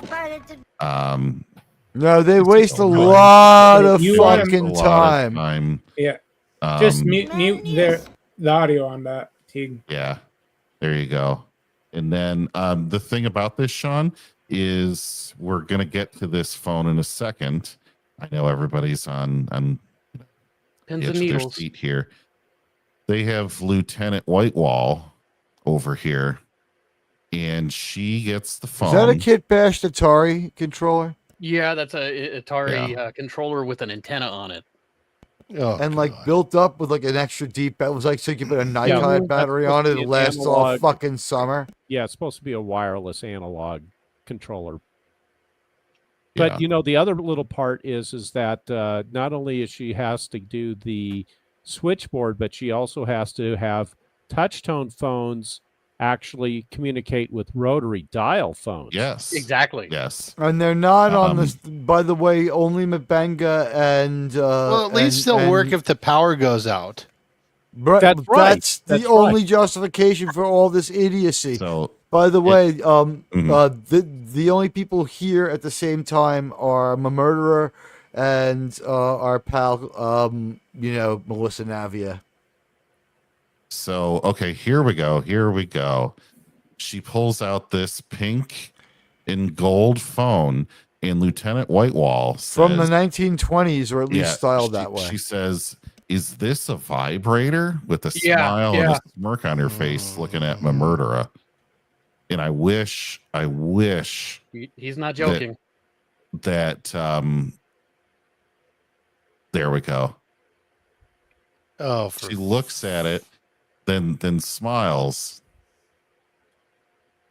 Is this a she's smirking like Rachel Maddow there. No. That is Rachel Maddow supposed to be Rachel Maddow. Good old Rachel Maddow. Is this a personal massager? Fuck's sake. No, we all knew what she meant.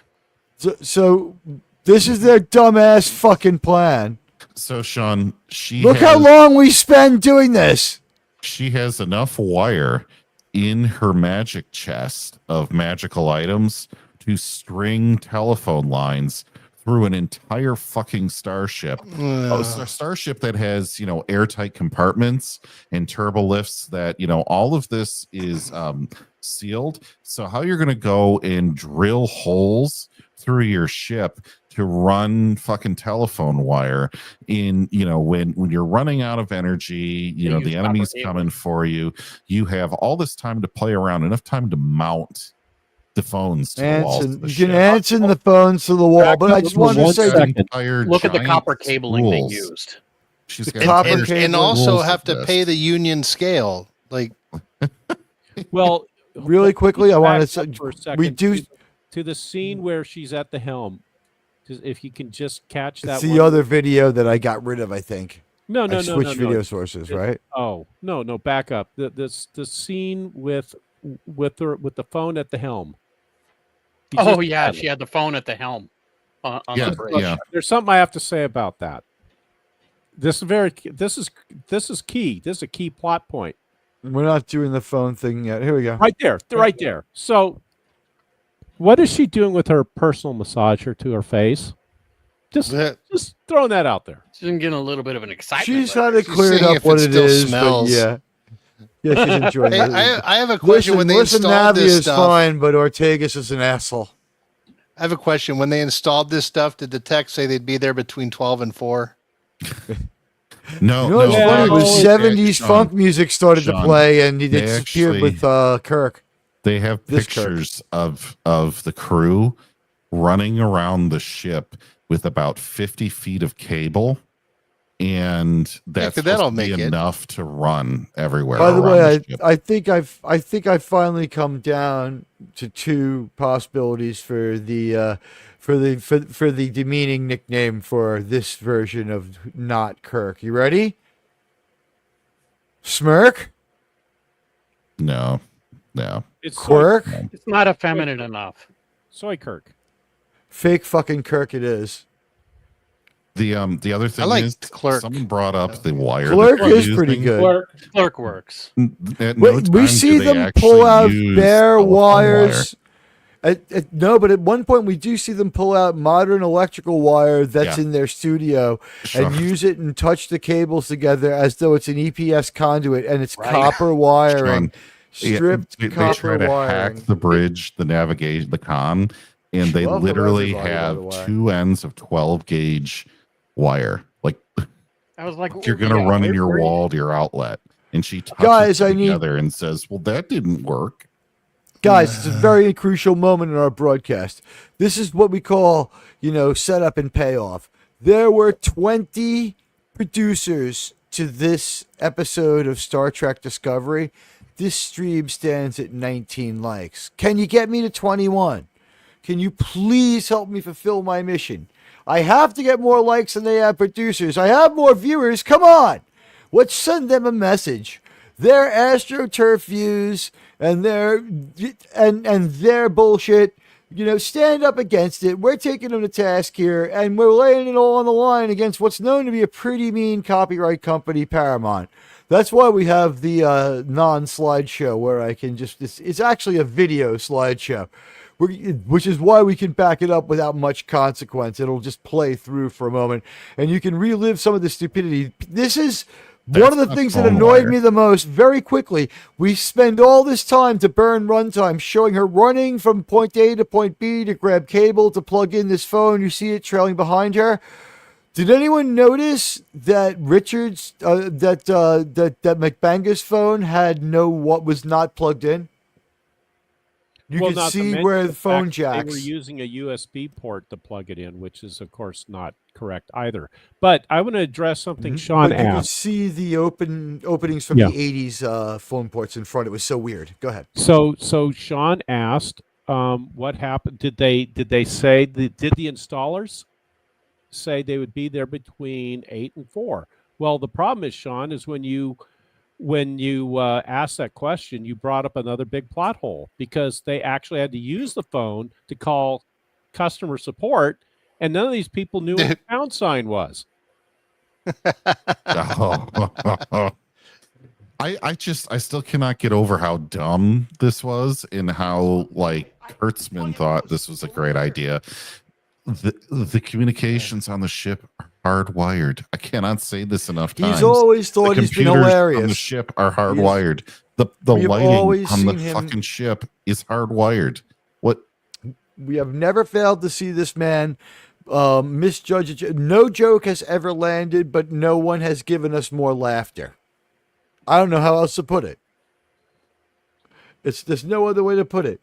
He unintentionally makes us laugh. It's just like last week it took me until I was editing the video to realize what it was. I was done editing it and I was checking it, or I would have put it in there.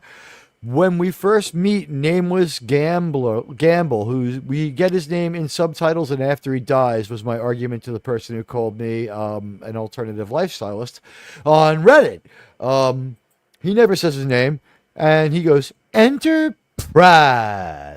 Because everybody who's black, every black person in Star Trek speaks in urbanics. And I want to make something clear here. All right. I have a stepbrother, and I've been called istophobic a few times for mentioning this, but like, my stepbrother's black. Why do I say this? He was born in so England. are some He of was my born- best friends. No, but not that there's anything wrong with that. But no, but the point is, like, he has a New Jersey accent and all that, and like, people are like, why would you be so parochial as to not call him African American? To which my response is, because he was born in England. Uh-oh. It's like, where did I say that my father's wife always lived in America? Like our president, maybe he found a wife overseas, Maybe his wife's from Europe. It happens. What I really like here is they hung the phones so well on the set. How did they get this? Well, I want to know how they got a 20th century screw to go through a wall of solid tritanium. They have redundant phone jacks from the 20th century in case this old cat lady decides to fucking bust them out. You know what I just realized, you guys? They ripped off Battlestar Galactica with this. The hard wiring? It went right through my mind. They were trying to troll all other sci-fi. Remember, the meta here now is that of Alex Kurtzman's idea is that all sci-fi has always only been bad. So what's wrong with him being bad? That's all he's got left. This is a Biden-esque approach. Keep in mind, where did they get the mounting brackets for the phone? Well, it's pretty obvious. They went to the supply depot at the last Starbase, and they went to Home Depot and Lowe's. They went to Radio Shack. Come on. There's one Radio Shack left in this Harbor time. Freight. You mean Harbor Freight? Yes. Yep. Everybody keeps dead naming the Anson mounter, the Anson framers, the Anson hangers. I mean, like I met this chick the other night, and when I answered her, things happened afterwards. So I believe that the word mouse should be retired and replaced by the word Anson on this channel. And Anson Williams is now heretofore to be known as Mount Williams, that mighty mountain of quality.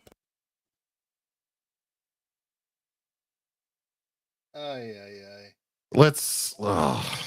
We still have so much more waste in fraud and abuse to get through on this.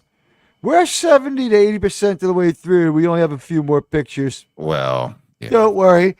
We tend the idea of taking 5 or 6 pictures is just to keep us from lingering too long on any one. We haven't refined the pictures yet, so I kept it. There are actually 24 pictures in this collage. One would think that this personal massager would put a smile on her face. Well, I mean, did you look at her face? I mean, she's looking very excited. She tried to smile and then realized it wasn't washed. She's enjoying herself. Oh no! I've defended Melissa Navia as a person enough. Go for it. Tegas is a different thing than Melissa Navia. I have defended Melissa Navia on this channel many times. I like Melissa Navia. Go ahead, guys. Go after her. I call her Lieutenant Whitewall because she, the side of her head looks like Whitewall tires from the 1970s Cadillac. So there you go. Well, she's definitely the actress shouldn't be forced to look that way. By the way, not at all. What are you saying, Radioactive? She's definitely digging the personal massager. Oh no, you can see it. Look in her face. Says it all. Look how tight she's gripping it too. It's like Diddy oil left on it. We're not talking anything bad. It's just the ASMR going on in her ear. If they're gonna go the whole Naked Gun route, they should have just shown her trying to massage her face with. Wow, this really does work. That was a good movie. I actually liked it. The new one. We're in the home stretch here. Don't worry, it gets worse. So this is just one more picture to show you how dumb they are. So they're communicating back and forth across the Enterprise, and I don't know if I got a picture of it, but like, this is the state of the Farragut. This is the state of the special effects. This is the state of Star Trek. This is their machine. This is the machine attacking the Enterprise, and like at this point, the Enterprise is kind of struggling with these tentacles right out of like Doctor. They're very Doc Ock. They're very Spider-Man with Tobey Maguire's Doc Ock. They're exactly like them, and they're going after the ship, and like their weapons don't work on them. At any rate. Am I the only one that They noticed that they jettison the used... nacelles now. You can just pop them off. Yeah, I was going to say, time, am I the only one that noticed the nacelles were used as missiles? Yeah, the last time I saw no one nacelles recovered them pop either. off like that was when I tried to make the Enterprise model. Well, they had and thrusters on the it back. failed. Yeah. If you watched them, the thrusters kicked off and they flew like missiles directly into the ship. Mm-hmm. Oh, so now the nacelles are a last resort weapon. Yeah. All right. So, at any rate, so they holdo maneuvered the ship with their nacelles. So anyway, here's our B plot. Is that Pike, who is just like his stealth mission here, he has not taken off his riot gear this season. In the most casual situations, he's wearing this fucking riot gear. That's leadership for you. You're fucking cruising casual uniform and you're in like full riot gear and like bulletproof vest. Like, what do you also have? Like 2 human, like, defenses. Like, stand near me, guys. Just, like, I want Ensign Johnson had a insufficient report. I want him to be given plastic surgery to look like me and place him on the. He is such a fucking coward. Here's the thing. There's a B plot where we have these scavengers. The scavengers' spacesuits look like deep sea diver outfits from the 1920s. And this is where I turn it back over to JT. Go. Okay, so they have the evil imperialists wearing different outfits, and they at first exchange phaser fire, and then that fails. So they go into Pike's quarters somehow and go into his bar in the port galley. Sorry, it's the port galley that has a glass ceiling that starts to fall on them when the evil imperialists galley. So there's a port and starboard galley too. Yes. The port galley seems to be that now they're trying to excuse that crazy what looked like Pike's quarters. Maybe it was just the port galley. So she comes up with this great idea. Lon comes up with this great idea to get away from the imperialists, and by doing so, they also happen to break the glass ceiling. They get away, and then they pout a bunch, and they try to figure out how are we going to stop them. Now, keep in mind, these evil imperialists have one cool piece of tech. They've been scavenging around for a while. That one thing that I actually liked. Well, but before we get to that, they did scavenge and wipe out a Klingon cruiser with a whole bunch of Klingons on board. So when phasers don't work on these guys, what does Pike come up with at the consent of Lon? I'm going to attack them with a hatch, like a shield. And I'm just going to hit them with this shield over and over again. I wonder, if only there were a species that had perfect abilities with hand-to-hand combat and deadly swords and batleths and all. Well, she's a goddamn augment. But by the way, doesn't if I'm not incorrect, there was some weird verbiage in here, so I couldn't follow it because it was so stupid. But does Lon remark to Pike, and Pike confirm and condemn that they use what are known as firearms? They fire with gunpowder, and the bullet is just. And she goes, so like a phaser, but just not so not quite like a phaser, but equally deadly. It's like primitive but effective.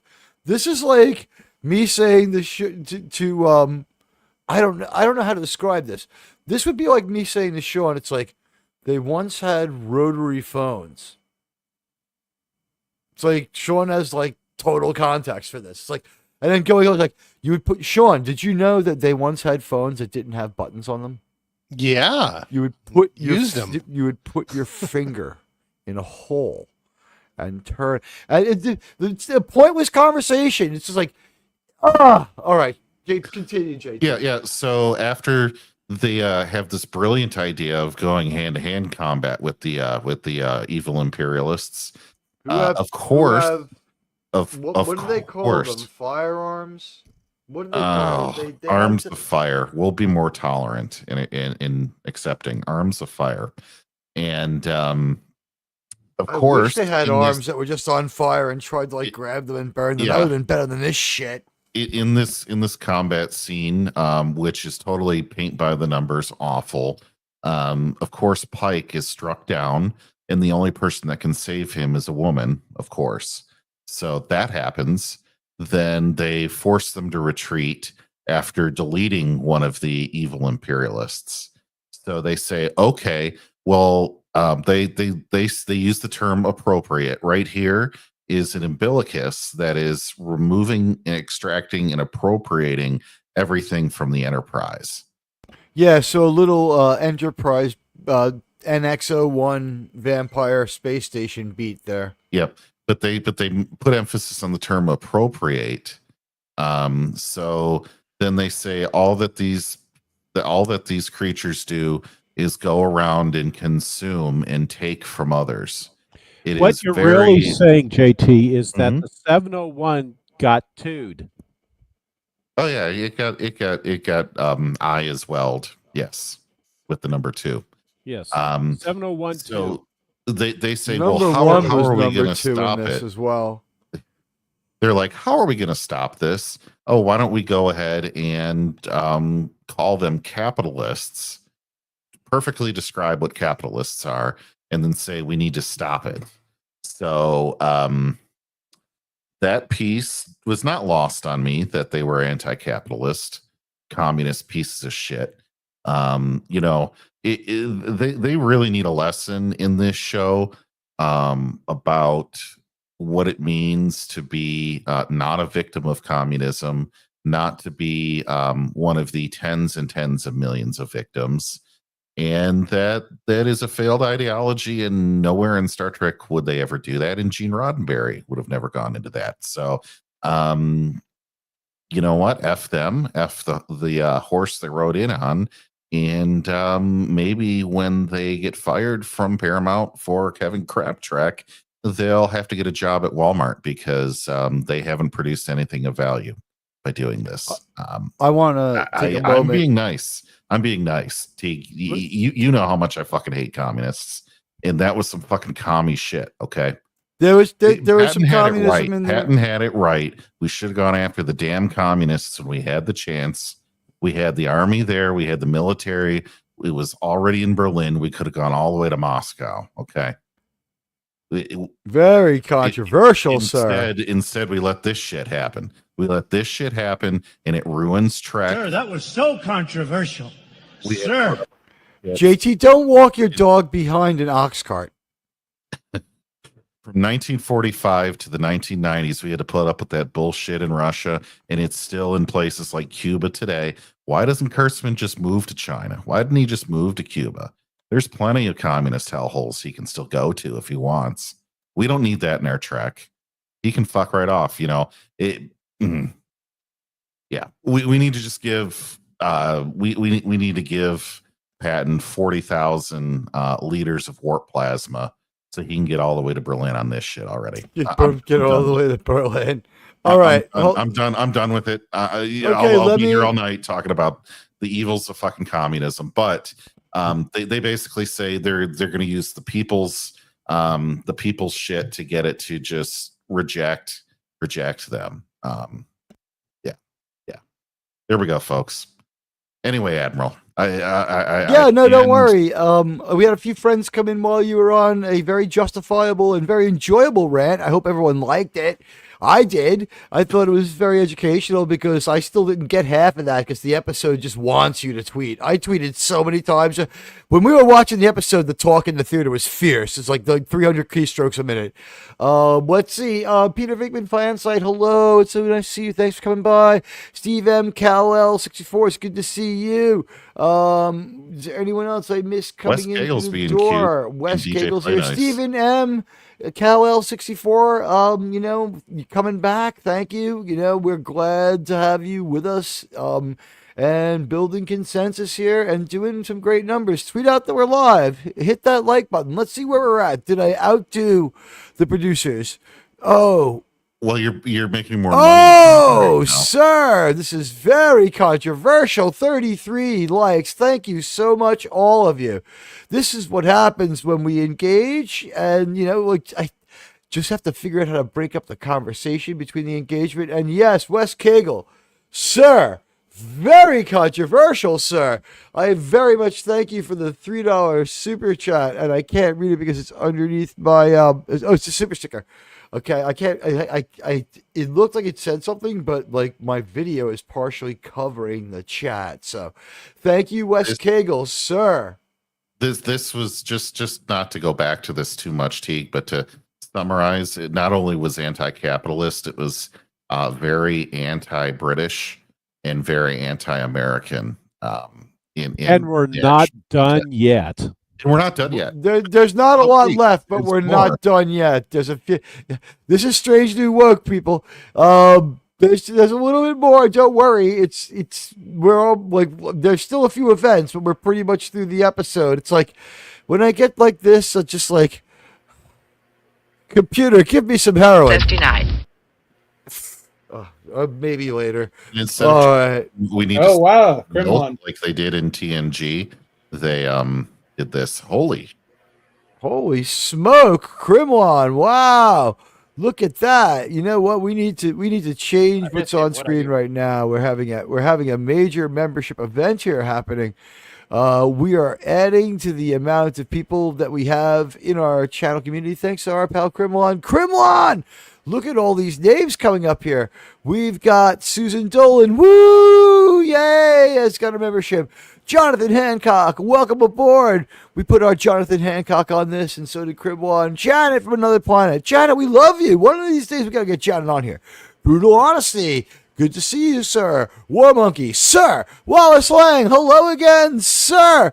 Jacob Ironside, and the oldest gamer, and Sentai Donnie, Go Power Rangers forever. Guys, if you're here, check in and say hi. Crimlon with 10 more. Whoa, Michael Rice, Keely Chow, the M5, and Dante S. join the channel. Whoa, guys. Tweet your friends. There are memberships to be given away. I didn't make a video this week, so I don't think I have a huge backlog of visitors. There might have only been regulars to the channel. They Crimlon. Thank you very much, sir. Wow, you deserve. Let's see. What can we do to honor Crimlon for giving us so many memberships? It's got to be. I think we gotta do some space patent stuff here and really just here we go. The Carthaginians defending the city were attacked by 3 Roman legions. Arab women stripped them of their tunics and their swords and lances. The soldiers lay naked in the sun.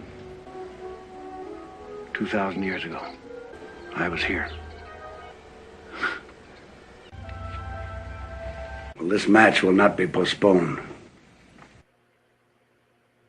Radioactive, you get space patent as a thank you, and also DJ Play Nice, a member for 12 months. Thank you, my friend, for supporting me for so long.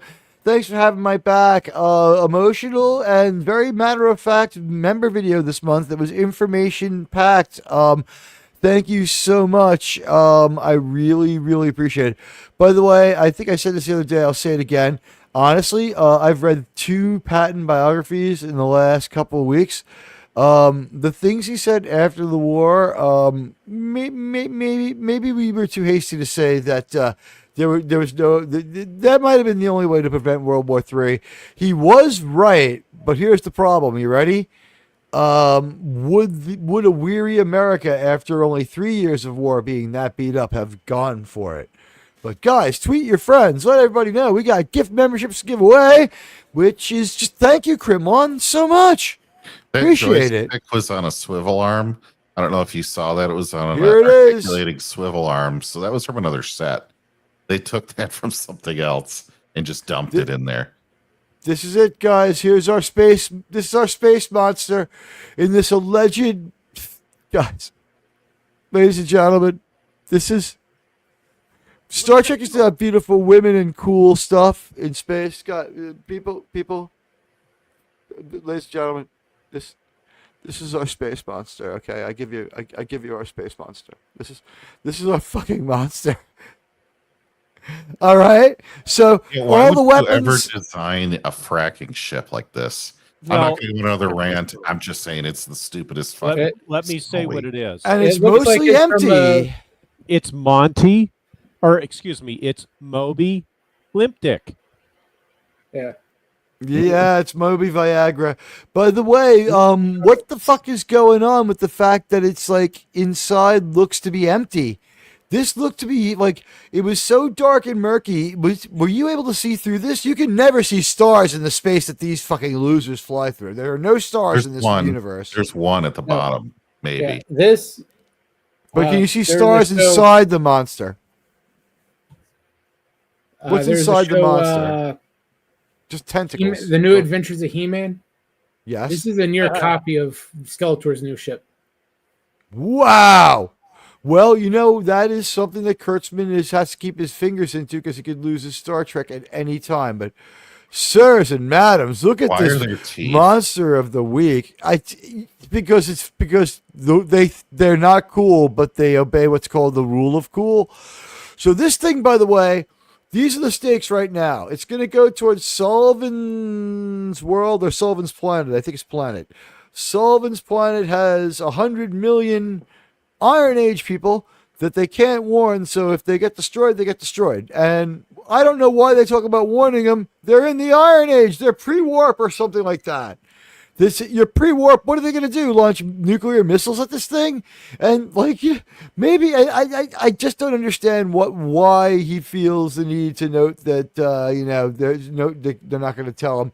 I guess just that was their clunky way of saying they can't defend themselves and we won't help them because all institutions have to be bad.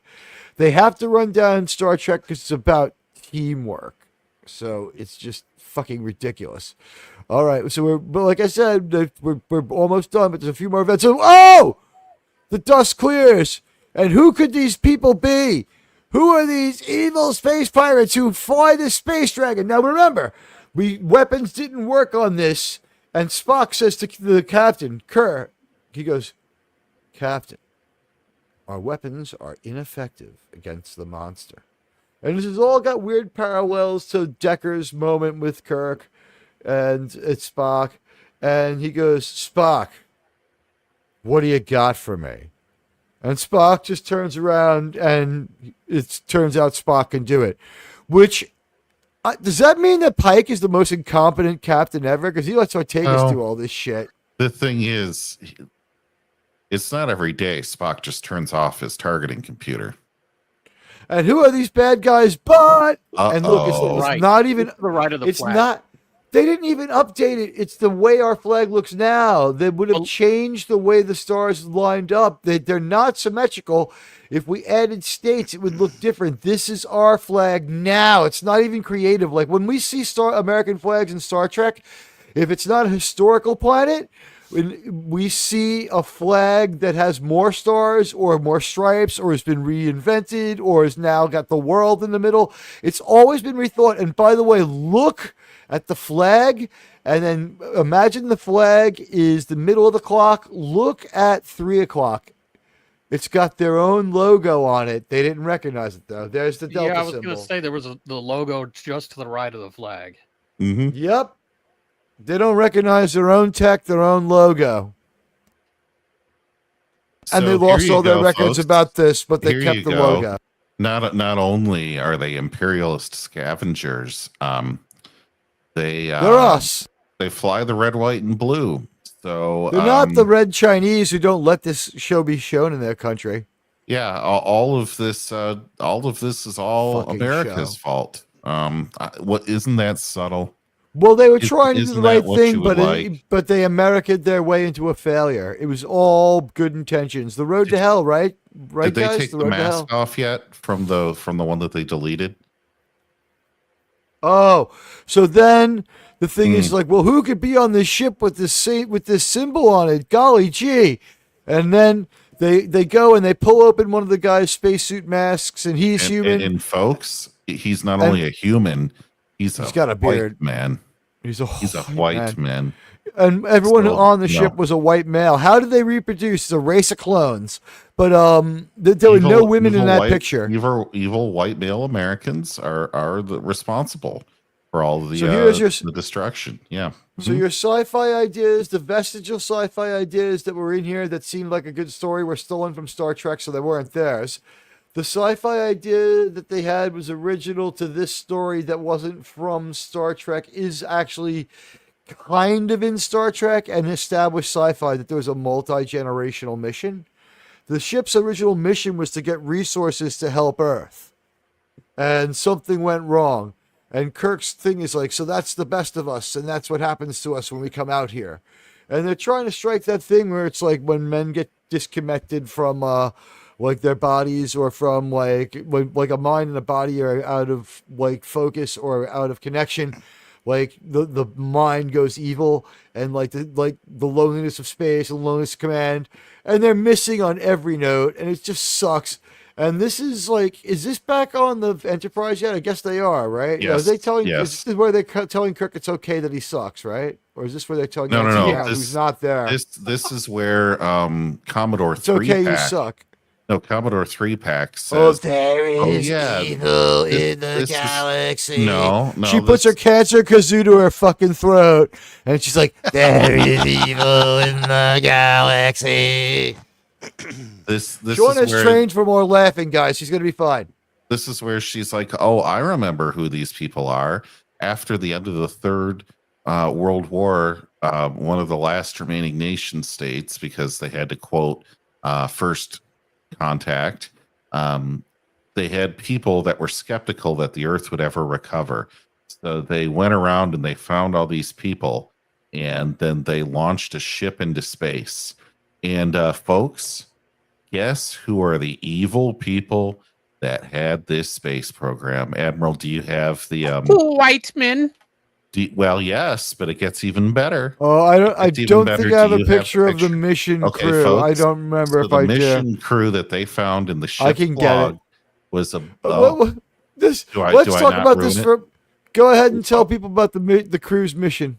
So they had the nice crew gray spacesuits with a Tesla big logos, red T right in the front, the T narrowed like a dagger at the bottom. Yep. So Elon was very controversial, sir. Big evil white Americans that went into space. So it's Elon almost is like the most writers African American of African Americans. Come on. Well, it's almost like these guys might have had a political agenda when they wrote this. No. Their political agenda, whatever it is, came across as, I'll just say, the show in itself is basically racist. Uhura shouldn't have to always start every conversation with like, It happened all through the episode where they were doing a takedown. In this episode, she spoke English.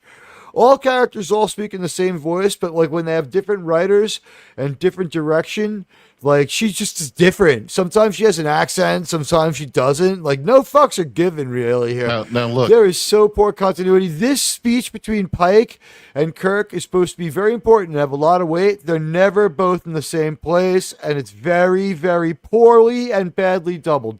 Go ahead, guys. I was just going to say this show is so provincial. And I know that Star Trek's always had an American focus with the Constitution and all this other stuff, Abraham Lincoln, so and so, but instead of picking out the good things about America and the United States and all of that, and saying how that was the seed for humanity to leap forward and do positive things, every single thing in this episode about America was about how evil and awful it was. I just want to say that in 3 years, it's going to look even more cringe and outdated than it did on day one. This isn't going to age well. This is not going to age well. And I would be really concerned if I were associated with this production, let alone on screen, in being a part of such un-American activities. And I don't mean that in the McCarthy way. I mean, people are going to look at this and say, why do you hate my country? Why do you hate me? And then in other countries, they're like, I can't speak for someone who isn't an American, but I would imagine that it doesn't look appealing to them either to view them in this sort of way. If this were a German show and they were anti-German, I would think this is kind of not great, or Doctor Who hating British people. You'd be like, what the hell's wrong with this? And that's what you get here. It's going to age poorly. And if anyone even watches this, there we go. Yeah. Oh, there's the one woman on the right. It's Katie Miller. One of them kind of looks like JD Vance. Third from the right. Yeah. JD Vance meme. Yeah. It is JD Vance. It just is awful. And I don't know. I've been speaking a lot tonight. Other people could chime in, please. I love how much you hate this show. It brings out some of the best in you as a YouTuber, honestly. I don't think you realize you know what I'm saying, JT, is your hate has made you strong. Go ahead, Grimon. Oh, I was just more curious of what Sean thinks of this. He didn't have to watch it. What is it like to see it now? I know I'm going to have to watch this damn thing, but I'm looking at that is JD Vance there. That's a picture of him. It has to be funnier if they would use the fat JD Vance. Yeah. No, this is this. I mean, this is really fucking ridiculous. This is. I mean, and mean. And by the way, we did pass the likes. I want to let me change the banner. You guys are the best. Thank you so much. I guess they're running out of money because we didn't get this. We failed to unlock the 21 producer achievement. You guys, you don't get your NFT. This looks dreadful. This just looks dreadful. I mean, AI art is. Look how cheap the picture is too. Those screens are flat. Wall. Not a cloud in the sky. Hold on a minute. Let me change the picture here. Go for it. I got my controller. I'm gonna fly the ship now. Yeah. But the part where they're the part where they're talking from one phone to the other. Oops. No, that's fine. I bet to bit about you. The part where they fly, where they're flying the ship, it consists of something as dumb as could be, and it reminded me of the dumb stuff in Superman. Germ, when they were yelling, port thruster like 60%, and like my murderer's got the freaking land shark joystick and he's trying to manipulate it. And then they're yelling to Una, and she's, of course, doing better, but she's trying to manipulate this joystick, and one's a right hand and one's a left hand, because that's just the way the ship's set up. It's super crazy, forgetting that most people are right-handed, or I guess in the future everyone's ambidextrous, whatever. I can forgive that, but it was so dumb. Well, they're baseline bidextrous.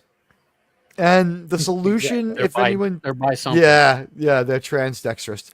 At any rate, the solution to this was that they were going to crash. The Enterprise's three well-placed photon torpedo shots get the tendrils to release. They call them umbilicuses, but the tendrils to release the Enterprise. The Enterprise is moving out of there. Scotty, of course, can't get it done on his own. So Rebecca Romaine, which is much better than an iceberg. Rebecca Romaine, form of fucking girl boss, opens the air hatch and blows some air to change the trajectory just enough for them to squeeze right out of there and survive, as this thing blows up 3 times behind them in a very cheap and unconvincing, mostly green explosion, I think. It was terrible. And just to teeing off on Elon, hard to believe and just absolutely flabbergasting. I guess with that, I'll go around the panel, and anyone who wants to give their thoughts or talk about it. Crimlon got here late, then we'll go to Germ. Oh, you want me to say what I think? Go ahead. Hey, it felt like a Star Trek somewhat. I mean, they were in outer space. God, yeah, it seemed a little bit more put together than the earlier on in the season. The It was first a little 5 bit episodes. more put together for sure. It was cohesive, but they saved their cohesion for this story. I don't know. It just seemed a little strange. The telephones.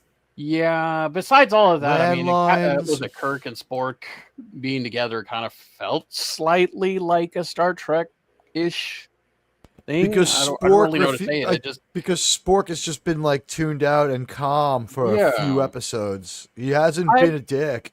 I'm gonna give it a C. I mean, because it kind of felt on their like scale, right? crappy. It fails by all matrices, but it's a C for neutral. It's better. I mean, it was a Star Trek episode, a crappy one, but it compared to the first 5 episodes of the season. I mean, at least it was kind of Star Trek-ish. Hot take, Crimlon. All right, Germ. I have to agree with Crimlon. It was, by their standards, a Star Trek episode. Is just wading through tons and tons of crap. It might be true. Insulted by the phones. It looked like they got a Kirk and Spock. You've been better off getting 2 guys off the street. Yeah. In a normal Star Trek episode, they would have had like some sort of fix for the communicators to work on the ship, and maybe they would have been intermittent. But instead, we have a Swatch phone was what Daystrom was using. Oh, I'm sorry, Daystrom. McMurderer was using. Murderer was using. How dare you? Yeah. It was a Swatch phone. They had a good idea with that, the throwaway of a lost ship from the early 21st century, but they use it as a throwaway and they don't dive into the idea. They go back to it as a rug pull to make fun of America. That's the purpose. The basic idea is sound, and if they spent a little bit thinking about it, they could have made an episode just out of that. But it's sound. They don't have one of the best talent. episodes of the original series that they just aped. This was the Last Jedi. This was the Force Awakens version of the Doomsday Machine. It was recycling day. Germ, if they had done that, they would have basically just done Space Seed, but much more. We're gonna horribly. get there, unfortunately. Probably, all right. yeah. Radioactive. Or Germ, you're good? Yeah. Radioactive. Oh, am I up? You're up. Let's just give full vent. Try not to get me kicked off the air. Oh, okay. Well, Radioactive's known for when the episode is very controversial. Radioactive sometimes gets a bit worked up. So let's see what happens here, folks. Hold on, let me get him in the mood. Let me. Yeah, we got to get Radio into the mood here. I don't know that I am in the mood though. Oh, okay. You're not in the least corny. Well, I may be corny, but that's a whole other thing. He's definitely going sexual after this. How dare you?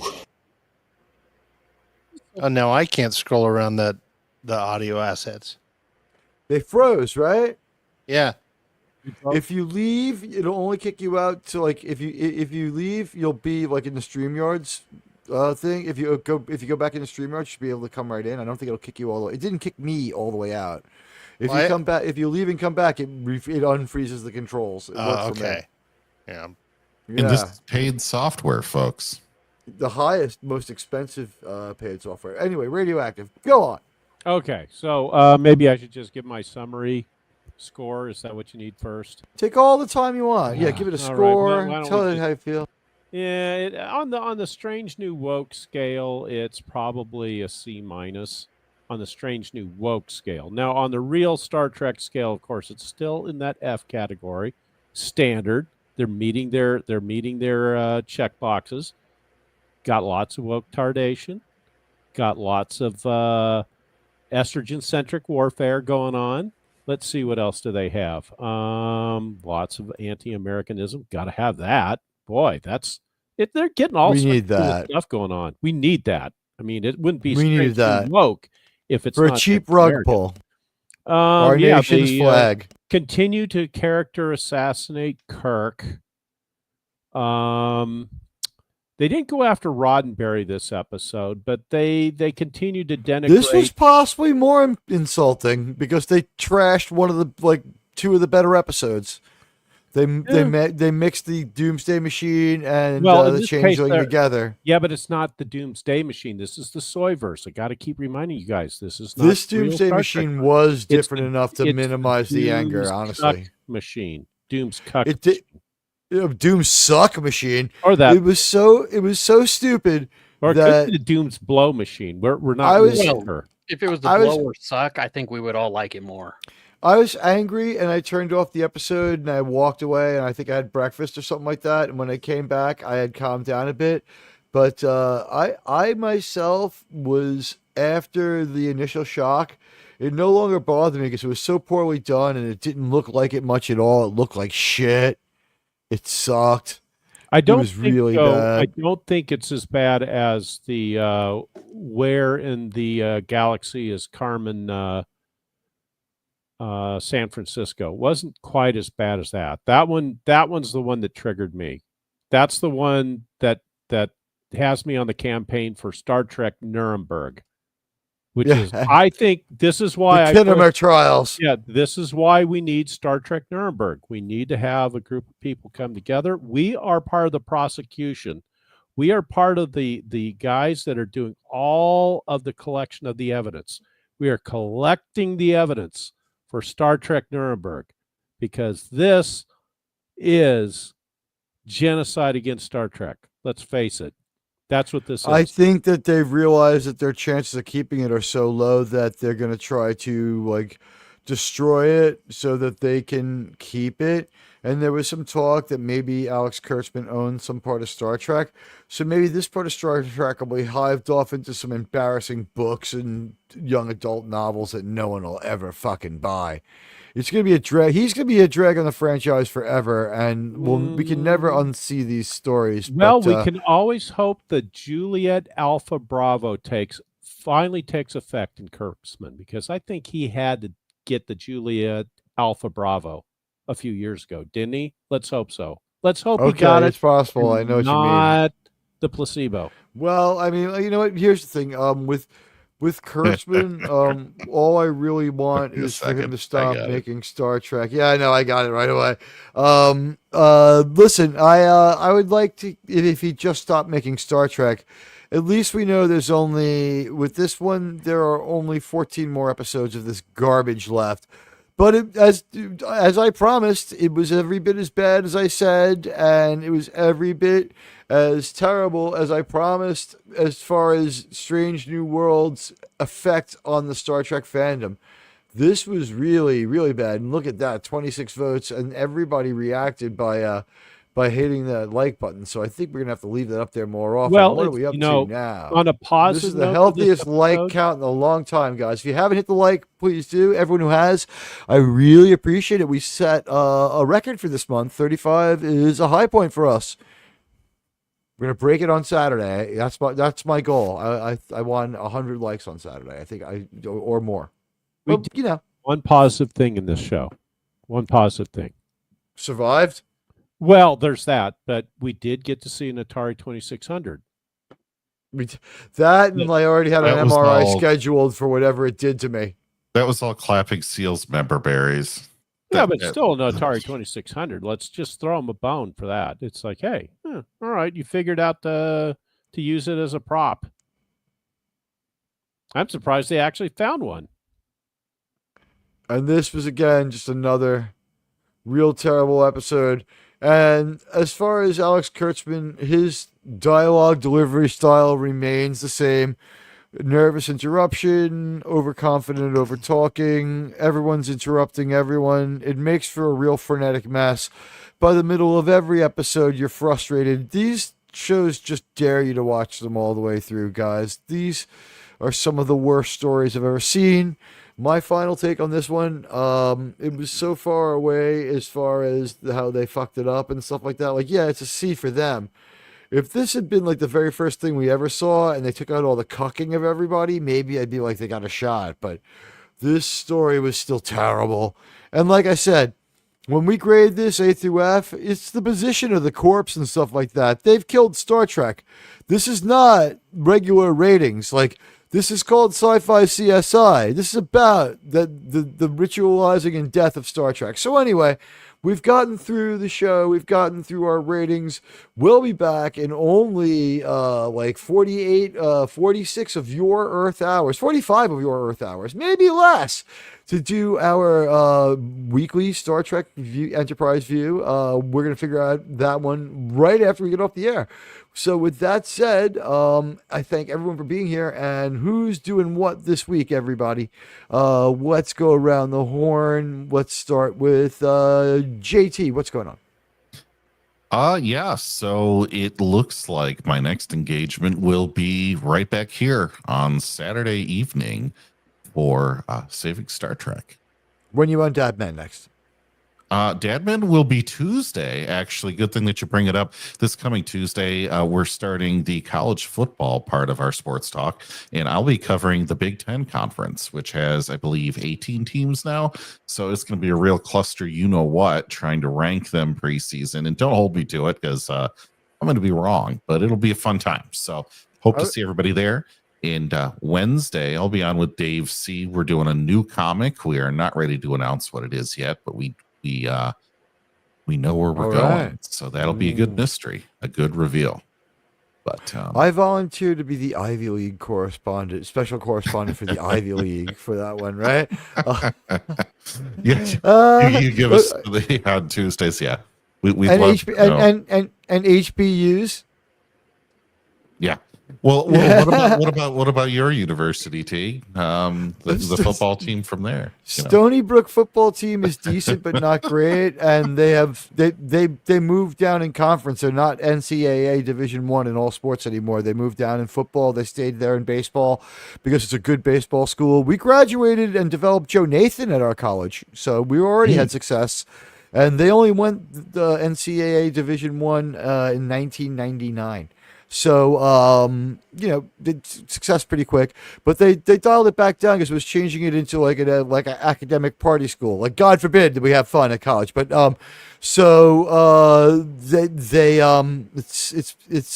good, but the thinking man's sport like baseball we're a little better at than the powerful sport of football. But then what happened was this. The football team made a comeback because when I was living in Florida, they advertised heavily down there. I guess it's to keep up the washout rate, but that's the deal with that. So the football team's sometimes good. So you never know, but they never make anything. The baseball team sometimes makes the College World Series of baseball. Yeah. Cool. Well, so that's where I'll be for the next week. I also wanted to just say I gave this episode a C- for fucking communists. Yeah. It really upset me that it was a Doomsday Machine thing, but shouldn't you have given it a CC plus? Yeah, CCC. Yeah. Yes, all right. I changed my score to a CCC plus. There we go. Jerem, what are you up to this week? On Monday, we'll have a Monday Kaiju watch party, Godzilla versus Gigan. Don't stay away just because I'll be there with him. I'm learning about kaijus, and Sean debuted a beautiful Bird of Prey. I guess you'll be taking a couple days off, or what's up next from Sean Carter? Some retro reels and games? No, that's on hold for a little bit. I got to get that back out into the shop. I got to finish JT's model. That's got some work to do. JT wanted a General Lee redesigned as a Terra Prime General Lee. It's called the Colonel Green. Yeah, I'm putting the Confederate flag on the ship, JT. Nice. You know who was not a communist? Colonel Green. Colonel Green did nothing wrong, really, in my opinion. Well, I mean, striking at your enemies and missing negotiations, you got to do it sometimes. Oh, that's because Colonel Green wasn't a red. He wore red, but he was not a red. That's correct. He wore primary colors, though. Okay, so Sean, anything else? No. All right. Really. Well, just got to finish it. I'm going to start a new model. I may go out there tonight. I don't know. It's going to be a real small, like a rare little version of the Enterprise I found. It's like a snap together model. I'm going to see what I can do with it. Cool. All right. Anyone else got anything going on? Or Kremlin and Radioactive will just be back here and playing Helldivers Plus, right? Helldivers 2. Or Elite, or Elite there's rumors. There's rumors. New Battlefield game? No, not even that. I'm hearing Kremlin may be in negotiations for a new show. Really? Yeah. But it's just a rumor, so very controversial. Oh, yes. It could very well be controversial. All right. Well, I'm Admiral Teag. Thanks for coming by for the Strange New Worlds recap and review. We all thought it was absolutely terrible, but it was a little bit better than some of the other New Trek episodes, probably because it was built on 2 pretty good Star Trek episodes. Not a lot of original stuff here. This was as derivative as could be, and it was pretty fucking hard to watch. There might have been 5 minutes in here that wasn't infuriating, but it was like Pike wasn't present. This is another one of those episodes where the principals weren't present, and it was just a mess. So I'll see everybody tomorrow at 10 p.m. We'll be taking on a couple of Enterprise episodes, and we'll be debuting a new format, and maybe we'll have an episode of Twist this week in Star Trek. So, I got to try to get to work on that. Even if you don't, I'll make sure to have some stories researched. If you can, send me some links to some stories and stuff like that. Yeah, I'll show you where I research it. Yeah, I have the best researcher. I found out the best way to research it. At any rate, you guys are the best. You have absolutely earned what I'm going to reward you with now. Where are my media opportunities? Everyone. I'm sorry. Come here. They've changed every damn thing. Yeah, I'm sorry, Admiral. I do want to remind everyone. Yes, that about that new format that you briefed over real quick. I hope everyone does turn in, because I think it's going to be a pretty good and a lot more interaction with you guys. So I'm looking forward to Saturday. All right. Not with you guys but I mean the chat. Yeah. No, you know what, guys? You're going to be surprised at how great it's going to be. And you know what? Like, you thought the human adventure has only begun. How's that for a way of summing it up? Not very controversial at all. I want to thank everyone who's been here for the review, and we're going to punch out of here. We're looking forward to spending more time with everybody on Saturday. We love you all, as my hero Ozzy Osbourne likes to say. And with that, you have earned beautiful Sydney Sweeney. Bye, everybody.